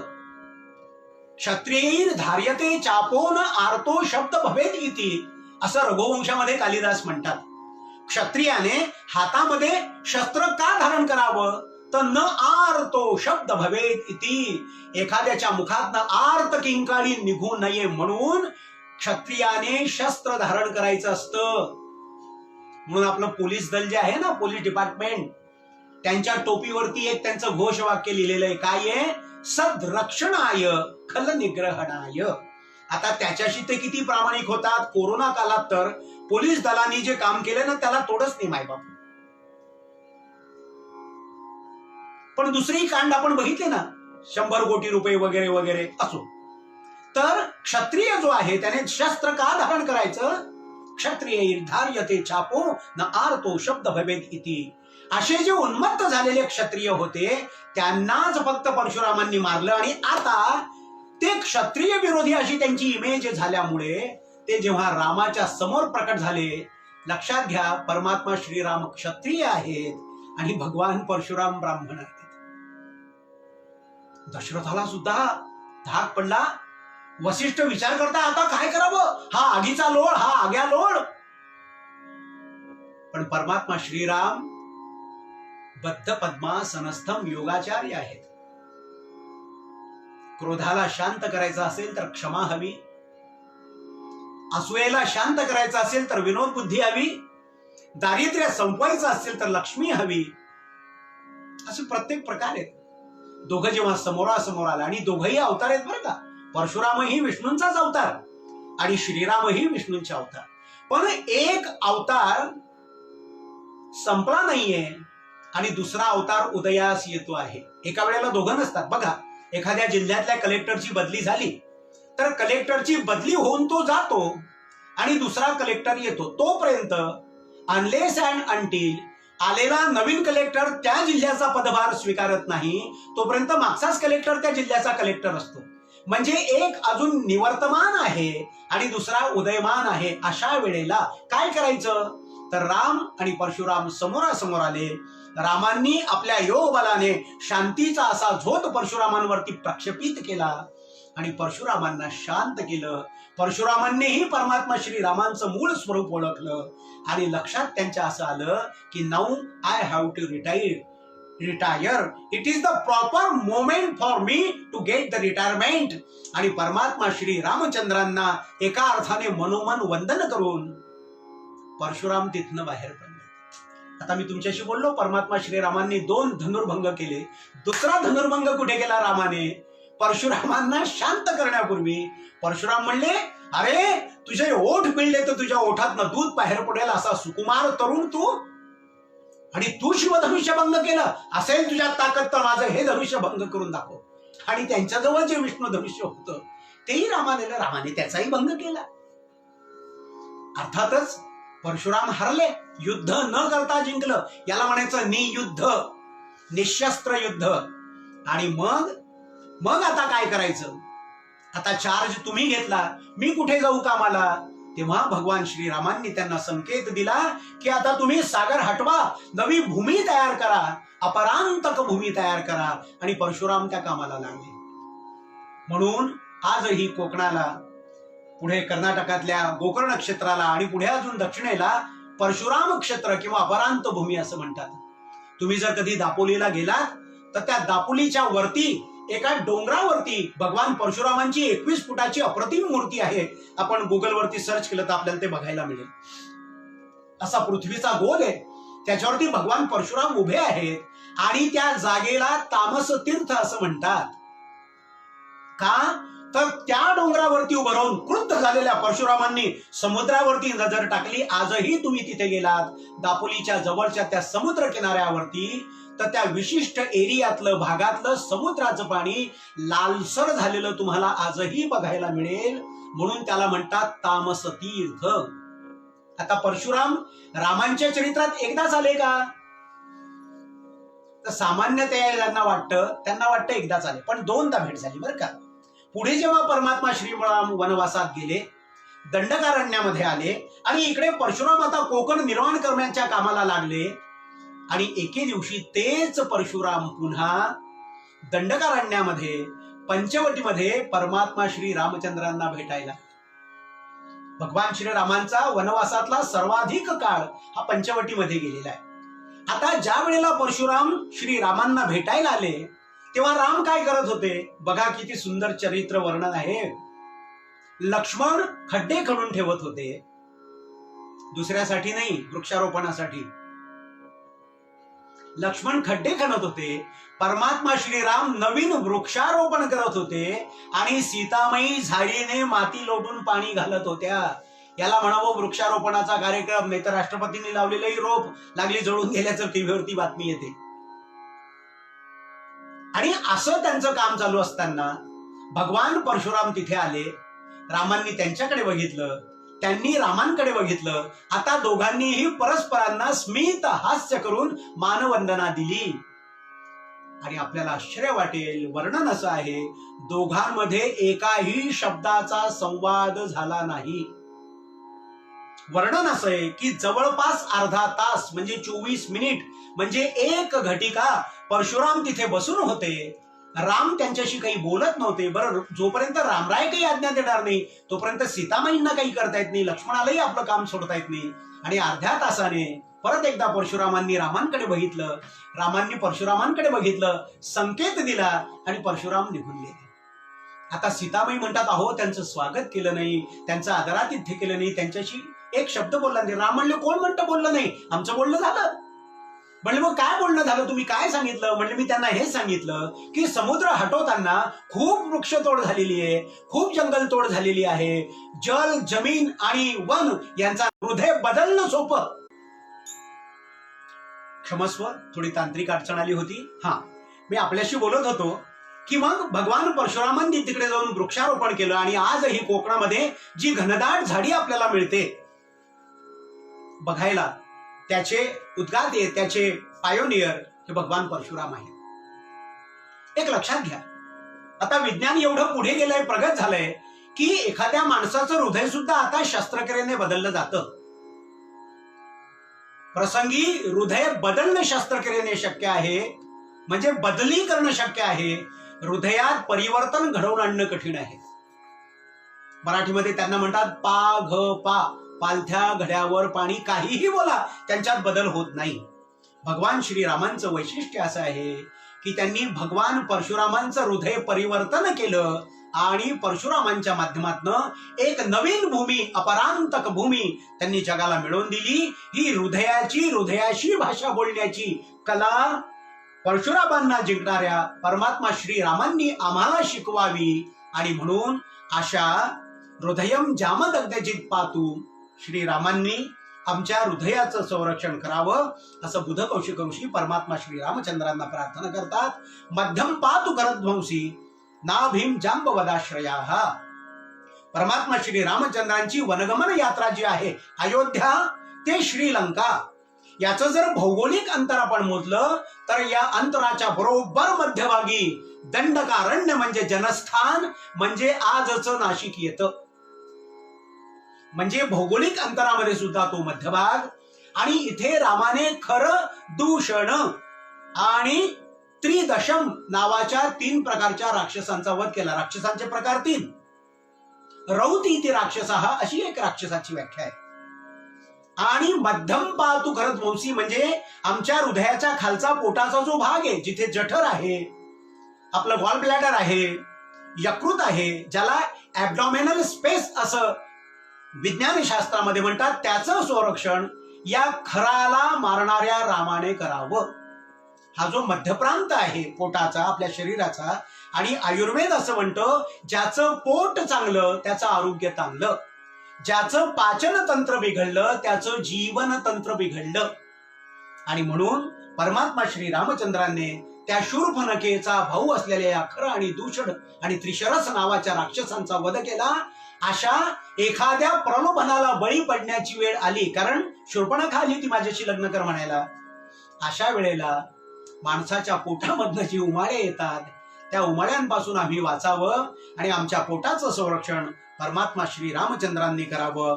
पुढचं जे संरक्षणाचं कार्य दिलेलं आहे, नाभिम जांबवदाश्रयाः. आता फक्त स्पर्श करून पुढे जायचं, कारण माझ्या गळ्यात 8:25 झाले. बरोबर 10 मिनिटात हे पूर्ण रामरक्षा कवच आपल्याला पूर्ण करायचंय आणि आज या प्रवचन सेवेला पूर्ण विराम द्यायचा आहे. हा जो जांबुवंत आहे ना, हा परमात्मा कृष्णचरित्रातला नाही, हा रामचरित्रातला जांबुवंत आहे. याने एकदा खूप योग साधना केली आणि योगाच्या एका प्रक्रियेमध्ये तो अडकला. त्याने खूप आरडाओरडा केला, रामा धाव, रामा धाव, रामा धाव, रामा वाचो. बेंबीच्या देठापासून ओरडला. मुलाला जर परीक्षेत पुरेसे मार्क्स पडले नाही तर बाप सांगतो, तुला बेंबीच्या देठापासून ओरडून सांगत होतो, अभ्यास कर, अभ्यास कर. तेव्हा IPL बघत होतास. ज्याला कळवळ असते ना, ज्याला तीव्रता असते, तो बेंबीच्या देठापासून आवाज देतो. या जांबुवंताने बेंबीच्या देठापासून आवाज दिला आणि तेव्हा रामाने त्याला ओ दिली नाही. मग जांबुवंताने विचार केला की या रामाचं मूळ काय आहे, तर राम भगवान विष्णूंचे अवतार आहे, म्हणून आपण मुळाकडे जाऊया. म्हणून तो भगवान विष्णूंकडे गेला. आणि हा जांबुवंत कोण आहे, तर हा ब्रह्मदेवाचा मुलगा आहे. आता हे ब्रह्मदेव कुठे आहेत, तर भगवान विष्णूंच्या नाभी कमलातनं निघालेल्या कमलदलामध्ये हे ब्रह्मदेव बसले, त्यांचा हा मुलगा. आणि लक्षात ठेवा, शरीरशास्त्राच्या भाषेमध्ये आईच्या गर्भामध्ये जेव्हा शरीर सर्व पूर्ण होतं, तेव्हा संपूर्ण शरीराची ही खोड, ही त्वचा संपूर्ण शरीराला सप्तपुटात्मक त्वचेचं बंधन करून जीवाला पूर्णत्व देताना निसर्ग, नियती, परमात्मा, भगवंत त्या मुलाच्या बेंबीमध्ये एक नळी काढतो आणि ती आईच्या बेंबीला जोडली जाते आणि त्या बेंबीमधनं त्या मुलाला सर्व प्रकारचा जीवनरस पुरवला जातो. म्हणून बाळाच्या गळ्याभोवती नाळ अडकली आहे. मी वाचलेल्या एका लेखानुसार त्या बाळाच्या गळ्याभोवती नाळ अडकलेलीच असते, असं त्या नाळेमध्येच त्याचं डोकं त्या आईच्या असलेल्या गर्भजलामध्ये असतं. पण असो, तो माझा विषय नाहीये. मग बाळ जन्माला आल्यानंतर ती नाळ कापली जाते आणि मग त्या मुलाच्या हृदयाची स्पंदन सुरू होतात. म्हणून अनेकदा असं म्हटलं जातं, आपली जन्मभूमी आपल्याला बोलवते ना, तर तेव्हा म्हणतात माझी नाळ तिथे गाडलेली आहे ना, म्हणून मला तिथे जायचंय. परमात्मा श्री रामचंद्रांचं मूळ जर आपल्याला मिळवायचं असेल, जीवनाच्या यशस्वीतेचं मूळ जर आपल्याला मिळवायचं असेल, तर त्या नाभी कमलाकडे आपल्याला जावं लागेल. त्या नाभी कमलामध्ये विशिष्ट प्रकारचं चक्र आहे, त्याच्या विशिष्ट देवता आहे, त्या देवतांचं आवाहन करावं लागेल आणि मग आमच्या जीवनामध्ये सर्व प्रकारची उन्नती येईल.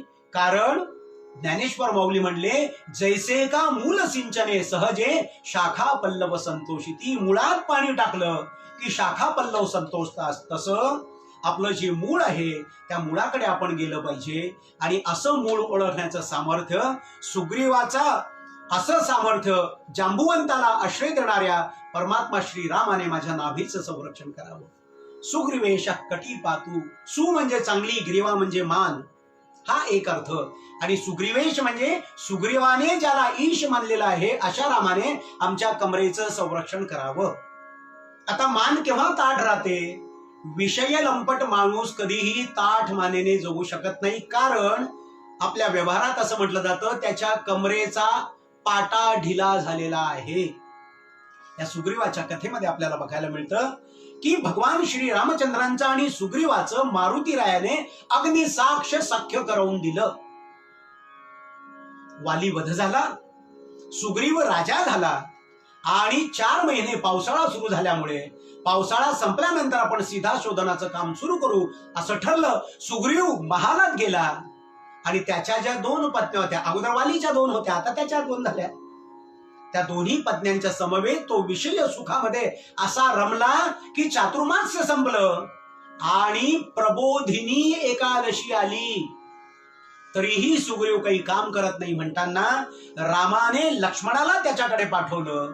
राम थोडे चिडले, लक्ष्मण एक्सटेम्पर झाले आणि जर रस्त्यामध्ये जर मारुतीराय भेटले नसते तर त्या दिवशी लक्ष्मणाच्या हातून सुग्रीवाचा वध झालाच असता. पण मारुतीरायांनी मध्यस्थी केली, लक्ष्मणांना शांत केलं, सुग्रीवाला जाणीव दिली की अरे मूर्खा जागा हो. लक्ष्मणाला भेटायला सुग्रीव आले.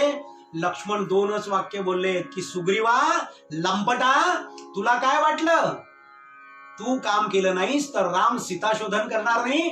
ज्या बाणाने परमात्मा श्री रामचंद्रांनी वालीला यमसदनाला पाठवलं, तो बाण श्री रामांच्या अक्षय भात्यात आजही विद्यमान आहे, हे विसरू नकोस. आणि तिथी पण किती छान आहे बघा, प्रबोधिनी एकादशी, म्हणजे चातुर्मास्य संपल्यानंतर भगवान विष्णू ज्या दिवशी जागे होतात असा तो दिवस. विष्णू जागलेच, पण विष्णूचा अवतार असलेले रामही जागले आणि विषय सुखामध्ये रममाण झालेल्या सुग्रीव नावाच्या आपल्या भक्तालाही परमात्मा श्री रामचंद्रांनी जागवलं. असं विषयासक्तीत अडकलेल्या जीवाचं जागरण करून त्याला शक्तीच्या संपादनाचा शोध घेण्याची प्रेरणा ज्या श्रीरामांनी दिली, त्या रामांनी माझ्या कमरेचं संरक्षण करावं अशी प्रार्थना बुध कौशिक मुनी करतात. सुग्रीवेश कटी पातू सक्तीनी हनुमत प्रभू. आता कटी, हनु आणि उरु म्हणजे मांड्या आणि जंघा या प्रत्येकाचं कार्य हे योद्ध्याच्या जीवनामध्ये फार अलौकिक प्रकारचं असं सांगितलेलं आहे. आणि म्हणून या प्रत्येक ठिकाणी त्या त्या प्रकारच्या रामचंद्रांच्या त्या त्या शक्तीचा न्यास करून त्या त्या अवयवाचं संरक्षण केलं जावं असं बुध कौशिक ऋषी प्रार्थना करतात. रक्षक कुल विनाश कृत, राक्षसांच्या कुलाचा विनाश करणाऱ्या रामाने संपूर्ण शरीराचं रक्षण करावं. आणि अतिशय महत्वपूर्ण, जानुनी सेतुकृत पातू. जानू म्हणजे गुडघे, या गुडघ्यांचं संरक्षण सेतू बांधणाऱ्या रामाने करावं. आता असं का म्हटलं, एक लक्षात ठेवा, शरीरामध्ये पंचमहाभूत आहेत. आपल्या पायाच्या तळव्यापासून गुडघ्यापर्यंत आपल्या शरीराच्या या भागावरती पृथ्वी तत्वाचा मल आहे. गुडघ्यापासून कमरेपर्यंत जलतत्वाचा मल आहे. जलापासून आपल्या फुफ्फुसापर्यंत म्हणजे फेफड्यांपर्यंत, हृदयापर्यंत अग्नी तत्वाचा वास आहे, म्हणजे तेजाचा वास आहे. इथे आपण श्वासोश्वास करतो, रेस्पिरेशन इथे चालतं, रेस्पिरेटरी सिस्टीम इथे आहे. इथे वायू तत्वाचा वास आहे. आणि खांद्याच्या वरती डोक्यापर्यंत पोकळी असल्यामुळे इथे आकाश तत्वाचा वास आहे. आता कल्पना करा की गुडघे न दुमडता आपण जमिनीवर बसू शकू का? नाही बसू शकणार. आपण मांडी वळू शकणार नाही, बद्ध पद्मासन घालू शकणार नाही. म्हणून पृथ्वी तत्व आणि जलतत्व यांना जोडणारा मधला जो सांधा आहे ते आहेत गुडघे. आणि हे तर आपण लक्षात ठेवा, आजकाल माझ्यासहित सगळे 50+ काय, 40तल्याही लोकांना गुडघे दुखी, सांधे दुखी आणि कमर दुखी या रोगांनी ग्रासलेलं आहे. अशा लोकांनी परमात्मा श्री रामचंद्रांच्या या श्री विग्रहाचं ध्यान करायचं आणि जानून सेतुकृत पातू या मंत्राचा जप करायचा. आता राम सागराच्या तळाशी किनाऱ्यावरती आलेले आहेत. इथे पृथ्वी तत्व संपतंय आणि जलतत्व सुरू होतंय. या दोन तत्वांना बांधणारा सेतू राम बांधणार आहेत, त्यांनी तो बांधलाय. तिथे त्या दोन तत्वांना बांधणारा सेतू आणि इथे शरीरामध्ये भूमी तत्व आणि जलतत्वाला बांधणारा सेतू म्हणजे जानूनी म्हणजे गुडघे. आणि रामाने गुडघ्याचं का संरक्षण करावं, तर ध्यायेत आजा अनुबाहुम, राम सहजगत्या आपले दोन्ही हात गुडघ्याला लावू शकतात. म्हणून आमच्या गुडघ्याचं सेतू बांधणाऱ्या श्री रामांनी संरक्षण करावं अशी प्रार्थना बुध कौशिक मुनी करतात. जंघे दशमुखांतका, आमच्या ज्या जांघा आहेत या जंघांचं संरक्षण दशमुखाचा अंत करणाऱ्या रामाने करावा. बघा, दशरथात्मज राम दशमुखात्मक रावणाचा नाश करतो. आता दशरथ कोण आहे, दाशरथी कोण आहे? पंच ज्ञानेंद्रिय आणि पंच कर्मेंद्रिय ज्यांना आपल्या ताब्यात ठेवून मनबुद्धी आणि अहंकारावरती विजय मिळवून जो आपली बुद्धी ईशगामिनी करतो तो दाशरथी. आणि या पंच ज्ञानेंद्रिय, पंच कर्मेंद्रिय आणि मनबुद्धी अहंकाराचा वापर लोकांना त्रास देण्यासाठी करतो तो दशमुख. या दशमुखाचा अंतक असलेल्या श्रीरामांनी आमच्या संपूर्ण कुलाचं म्हणजे या इंद्रिय कुलाचं संरक्षण करावं अशी प्रार्थना बुध कौशिक मुनी करतात. आता शेवटचा विग्रह याच्यामध्ये सांगितलाय, पादौ विभीषण श्रीदः. फार महत्वाचा विषय, पायांचं संरक्षण विभीषणाला, श्री म्हणजे राज्य वैभव, द म्हणजे देणाऱ्या श्रीरामांनी करावं. कारण चाले त्याचे भाग्य चालते, थांबे त्याचे भाग्य थांबते. चरैवेती चरैवेती चराती चरतो भगा, असा आमचा वैदिक सिद्धांत आहे. आणि म्हणून आमच्या जीवनामध्ये कोणचंही पराक्रमाचं नवीन पाऊल टाकायचं असेल, आपण प्रत्येक दसऱ्याला सीमोल्लंघन करतो, म्हणजे नवीन गुण पादाक्रांत करणाऱ्या प्रत्येक साधकाने परमात्मा श्री रामचंद्रांना प्रार्थना करावी. विभीषणाला सर्व प्रकारचं ऐश्वर्य देणाऱ्या रामाने आमच्या पायांचं संरक्षण करावं. पायांचंच का संरक्षण करावं? तर आपण जर बघितलं तर या युद्धापूर्वी या विभीषणाने रावणाला परोपरीने समजवलं. रावणाने ऐकलं नाही आणि रावणाने लत्ता प्रहार करून विभीषणाचा अपमान करून त्याला काढून दिलं, देश निकाला केलं त्याला. आणि केवळ आपल्या मोजक्या 4 राक्षस मंत्र्यांसह हा विभीषण वायू मार्गानं परमात्मा श्री रामचंद्रांकडे यायला निघाला. आणि जेव्हा त्याला आकाशात बघितलं तेव्हा रामांनी विचारला, हा कोण आहे? तेव्हा मग त्याच्याबद्दलची सगळी माहिती परमात्मा श्री रामचंद्रांना मिळाली. आणि नल, नील, जांबुवंत, अंगद, सुग्रीव या सगळ्यांनी रामाने विभीषणाला आश्रय देऊ नये असा सल्ला दिला. फक्त वज्रांगबली मारुतीराय असं म्हणले, प्रभू तो जरी रावणाचा भाऊ असला तरी तो सत्वतेज गुण संपन्न आहे. कारण रावण इत्यादी जे भावंड होते ना, त्यांची आई जरी राक्षसी असली तरी त्यांचे वडील ऋषी होते. आपण जर रामायण कथा वाचली तर रावण हा ऋषिकुलोत्पन्न आहे, ब्राह्मण आहे. पण आईचे तमोगुण त्याच्यामध्ये आले. आणि विभीषण हा त्याचाच सख्खा भाऊ असून सुद्धा ऋषिकुलोत्पन्न असल्यामुळे, तो सत्वगुण प्रधान झाल्यामुळे आणि त्याच्याबद्दलचे योग्य निरीक्षण मारुतीरायाने मांडल्यामुळे रामाने आपल्या दूतांकरवी त्याला येण्याची आज्ञा दिली. विभीषण आपल्या 4 अनुचरांसह रामाजवळ आला. आणि आपल्याला आश्चर्य वाटेल त्याने काय केलं असेल बघा. एकही शब्द बोलण्यापूर्वी परमात्मा श्रीराम एका शिलाखंडावरती बसलेले आहेत. आजूबाजूला नल, नील, जांबुवंत, सुग्रीव व मारुतीराय सगळे उभे होते. 18 पद्म वानर सेना मागे होती. आणि असं राज अलंकार धारण केलेला विभीषण श्री रामचंद्रांच्या जवळ आला, झटकन जमिनीवरती बसला आणि त्याने परमात्मा श्री रामचंद्रांच्या पायावरती डोकं ठेवलं. आणि विभीषणाचे शब्द आपण ध्यानात ठेवा. त्याने सांगितलं, प्रभू मी सर्व प्रकारच्या वैभवांचा त्याग करून आपल्या चरणावरती नतमस्तक झालेलो आहे. मी आपणाला शरण आलो आहे. आपण शरणागत वत्सल आहात म्हणून मी आपल्याला शरण आलेलो आहे. असं म्हणून विभीषणाने परमात्मा श्री रामचंद्रांचे पाय धरले. आता बघा, सगळे नाही म्हणत असताना परमात्मा श्री रामचंद्रांनी विभीषणाला आश्रय दिला. आणि तिथे रामायणकार आदि कवी वाल्मिकींनी काय बहार केली आहे. परमात्मा श्री रामचंद्रांनी जे वेगवेगळे कारण दिले विभीषणाला स्वीकारण्याचे आणि शरणागताला स्वीकारण्याचे, त्याच्यातलं सगळ्यात महत्वाचं कारण परमात्मा श्रीराम असं सांगतात, सकृदेव प्रपन्नाय. परमात्मा श्रीराम विभीषणाला का मी स्वीकारलं, त्याची शरणागती का मी मान्य केली, हे सांगताना श्रीराम असं म्हणतात, सकृदेव प्रपन्नाय तवा स्मितीच याचते. सकृत एव प्रपन्नाय तव अस्मि इतिच याचते, असा त्याचा अन्वय होईल. अभयम सर्वभूतेभ्यो ददामी एतद् व्रतम मम. काय बोलले परमात्मा श्रीराम? परत ऐका. सकृदेव प्रपन्नाय, सकृदेव प्रपन्नाय तवा स्मितीच याचते. सकृत एव प्रपन्नाय, प्रपन्न म्हणजे शरण, सर्व प्रकारची शरणागती, टोटल सरेंडर. भगवंता मी तुला सर्वार्थाने शरण आलेलो आहे असं म्हणून तव अस्मि इतिच याचते, मी तुझा आहे अशी जो एकदाच याचना करतो. परत लक्षात घ्या, सकृदेव प्रपन्नाय तवा स्मितीच याचते.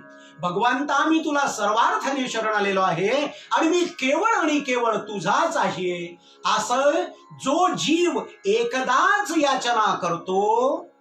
अभयम सर्वभूतेभ्यो, अशा प्रत्येक जीवाला, अभयम सर्वभूतेभ्यो, अशा प्रत्येक जीवाला अभय देणे.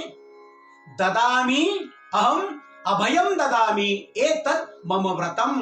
अशा जीवांना अभय देणे, त्यांचा सांभाळ करणे हे माझं व्रत आहे.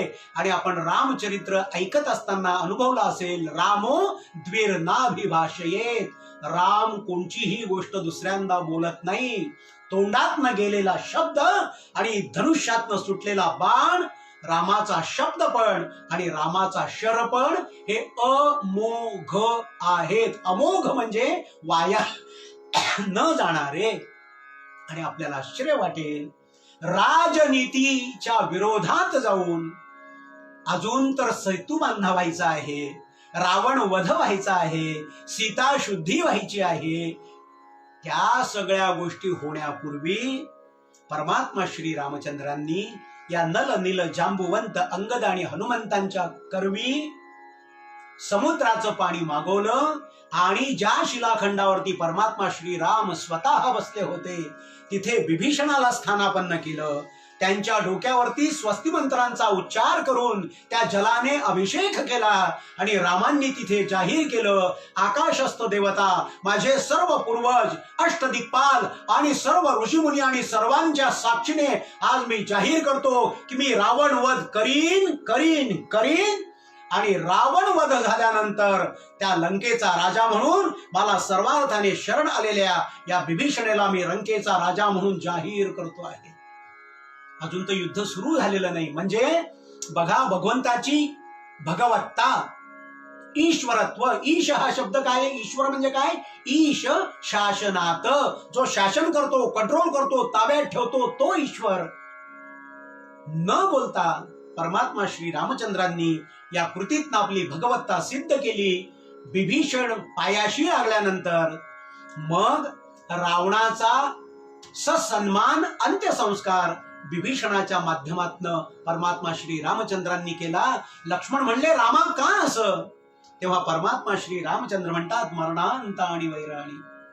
अरे, माझं वैर त्याच्या शरीराशी होतं, आत्म्याशी नव्हतं. आणि आपण ऐका मायबाप हो, ज्या रावणाला आपण खलपुरुष समजतो ना, तो वेदशास्त्र संपन्न, वेदांचे पाडले भाग असा जो ज्ञानी, असा तो रावण. या रावणाला जेव्हा परमात्मा श्री रामचंद्रांनी त्याचा वध केला, आणि किती विपरीत परिस्थितीत, 8 दिवस रावण रथात बसून होता आणि परमात्मा श्रीराम जमिनीवरती बसून होते. रावण रथी विरथ रघुराई, असं तुलसीदासजी म्हणले. त्या रावणाच्या हृदयातनं एक दिव्य ज्योती निघाली आणि परमात्मा रामचंद्रांच्या हृदयामध्ये विलीन झाली.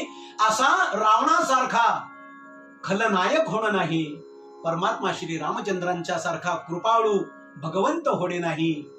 आणि अशा विभीषणाला सर्व प्रकारचं वैभव देणाऱ्या परमात्मा श्री रामचंद्रांनी आमच्या पायांचं संरक्षण करावं, अशी मागणी आणि अशी प्रार्थना बुध कौशिक मुनी करतात. आणि शेवटच्या चरणात म्हणतात, पातु रामो खिलम वपुः. शेवटी राम हा शब्द वापरलाय. वपू म्हणजे शरीर, आमच्या संपूर्ण शरीराचं अशा दिव्य गुणांनी ज्याचं चरित्र गुणमंडित आहे, अशा सकल गुणनिधान विद्यानिधी शरणागत वत्सल, एक पत्नी व्रत, एक वचनी, एक वाणी, पितृकार्य समर्पित, चरित्र संपन्न परमात्मा श्री रामचंद्रांनी आमच्या संपूर्ण शरीराचं संरक्षण करावं. का शरीर टिकवायचं? तर शरीर माध्यम खलु धर्म साधनम. माझं शरीर हे धर्म कार्याचं साधन व्हावं. पथ का अंतिम लक्ष्य नहीं है, सिंहासन चढ़ते जाना, सब समाज को लिए साथ में, आगे है बढ़ते जाना. सगळ्यांना एकत्र यावं, एक रस समरस समाज निर्माण व्हावा, जातीभेदाचं उन्मूलन व्हावं, आपापसातील मतभेद संभावा. आणि या कोरोनाच्या विषम परिस्थितीमध्ये संयमाने, तितिक्षेने, चारित्र्याने, स्वच्छतेने, हृदयाला हृदय मिळून पण शारीरिक अंतर ठेवून. आणि रामायणामध्ये आपण सगळे बंदर बघतो ना. तुम्हाला सांगू का, मी रस्त्याने जेव्हा जातो ना, तर मला असं वाटतं रामरायांची 18 पत्न वावरचे ना, इकडनं फिरती की नाही. ते 95 वाला जो मास्क आहे ना, N95, तो एकदा तुमचा फोटो काढून बघा आणि त्या रामसेनेतल्या एखाद्या बंदरचा फोटो बघा, तुमच्या लक्षात येईल तुम्ही जवळपास, म्हणजे मी पण, आपण सगळे जवळपास तसेच दिसतो. तर ते वा नर म्हणजे वाह नर असे होते ते, की माकडं नव्हते. तर आपणही ते कवच धारण करूया आणि परमात्मा श्री रामचंद्रांच्या चरित्रातलं त्या अवयवावरचं हे कवच तर आपण धारण करूच, पण त्याही पेक्षा रामचरित्रातल्या रामायणातल्या दिव्य विचारांचं कवच जर आपण शरीरावरती धारण केलं, वर्षामध्ये तुम्ही आणि मी ही भारत माता विश्वगुरुपदी विराजित झालेली बघणार आहोत, यात यत्किंचितही माझ्या मनात संशय नाही. ते सद्भाग्य तुम्हा आम्हा सर्वांसहित सर्वांना प्राप्त व्हावं अशी परमात्मा श्री रामचंद्रांच्या चरणी प्रार्थना करतो. खरं 8-9 दिवस आपणा सर्वांच्या समोर परमात्मा श्री रामचंद्रांच्या चरित्र गायनाची जी ही सेवा माझ्या हातून घडली, तो आपणा सर्वांचा माझ्यावरती असलेला अनुग्रह आहे असं मी समजतो. ही परमात्मा रामचंद्रांची असाधारण अशी अकारण कृपा आहे असं मी समजतो. याच्यातलं जे चांगलं वाटलं असेल आपल्याला, याच्यातलं जे स्वीकारण्यासारखं वाटलं असेल, याच्यातनं आपण कोरोनाला विसरून आपले दुःख आपल्या वेदना विसरला असाल, तर तो परमात्मा श्री रामचंद्रांच्या चरित्राचा महिमा आहे. याच्यामध्ये कुठे तुम्हाला उणं वाटलं असेल, माझा शब्दोच्चारामध्ये गडबड झाली असेल, बोलण्याच्या आवेगामध्ये एखादा अपसिद्धांत माझ्याकडनं मांडला गेला असेल, तर मी पहिल्याच दिवशी आपल्याला म्हटलं, मायबाप हो, मी विद्यार्थी या नात्याने हे रामचरित्र आलोडन करतो आहे. म्हणून आपण सर्वांनी ते गोड करा.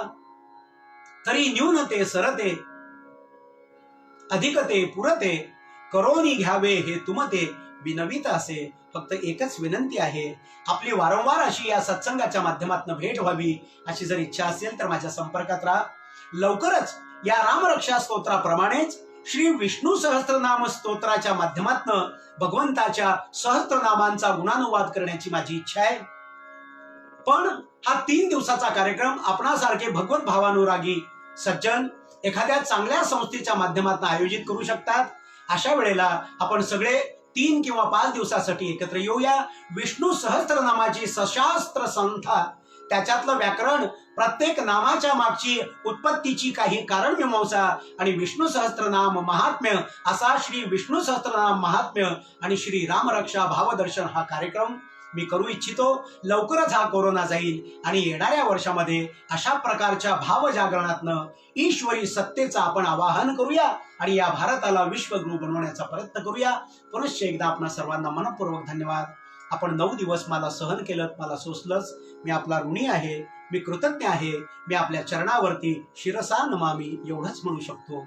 एक प्रार्थना, आपणाला हे सर्व जर आवडलं असेल तर आपल्या मित्रमंडळींपर्यंत आणि अजूनही ज्यांच्यापर्यंत हा राम कार्याचा जागर पोचला नाही अशा रामभक्तांपर्यंत या सगळ्या प्रवचन मालिका आपण शेअर करा आणि त्यांच्यापर्यंत पोचवा. योगेश्वर उपासनी महाराज नावाच्या माझ्या युट्यूबला बघून आणि सबस्क्राईब करून शेअर करून इतरांना याच्यामध्ये सहभागी करा आणि या राम कार्याचा आनंद आपल्याला मिळाला तसा इतरांनाही मिळू द्या अशी आपण सर्वांना प्रार्थना करतो. पुनश्च एकदा मनपूर्वक धन्यवाद. श्री रामरक्षा भावदर्शन या अनुष्ठानांतर्गत या 8 दिवसांची जी सेवा आपण सर्वांनी करण्याची मला संधी दिली आणि रामचरित्राचं अवगाहन करण्याची माझ्यावरती कृपा केली, अशी वारंवार अकारण कृपा परमात्मा श्रीराम तुम्हा सर्वांच्या माध्यमातून माझ्यावरती करत राहो अशी त्या परमात्मा श्री रामचंद्रांच्या चरणी प्रार्थना करतो. आणि या सत्रातल्या या रामरक्षा भावदर्शन या प्रवचन सेवेला पूर्ण विराम देतो. आपण जर रक्षा जमवली असेल तर ती भाल प्रदेशावरती धारण करा. आपण जर जल अभिमंत्रित केला असेल तर त्या जलाचं प्राशन करा आणि हा राम कार्याचा वसा आपण सर्वांनी घ्या. आपण तरुण असाल तर मी आपणाला आवाहन करेल, मेरे प्यारे युवा मित्रो, युवानो व्यसन छोडो. आणि आपण जर तरुणी असाल तर मी म्हणेल, मेरी बहनो फॅशन छोडो. तरुणींनी फॅशन सोडावी आणि तरुणांनी व्यसन सोडावी. बघता बघता हा देश विश्वगुरु व्हायला वेळ लागणार नाही. तो सोन्याचा दिवस लवकर येवो आणि जीवन कृतकृतार्थाने भरून निघो अशी परमात्मा श्री रामचंद्रांना प्रार्थना. आपण आपल्या जागेवरनं माझ्याबरोबर जय जयकार केलात तर मला अतिशय आनंद होईल. म्हणा, राजाधिराज रामचंद्र भगवान की जय, उमापति महादेव की जय, पवन सुत हनुमान की जय. जय जय रघुवीर समर्थ भारत माता की जय. मंगल मूर्ती मोरया. हरि ओम. नर्मदे हर. धन्यवाद.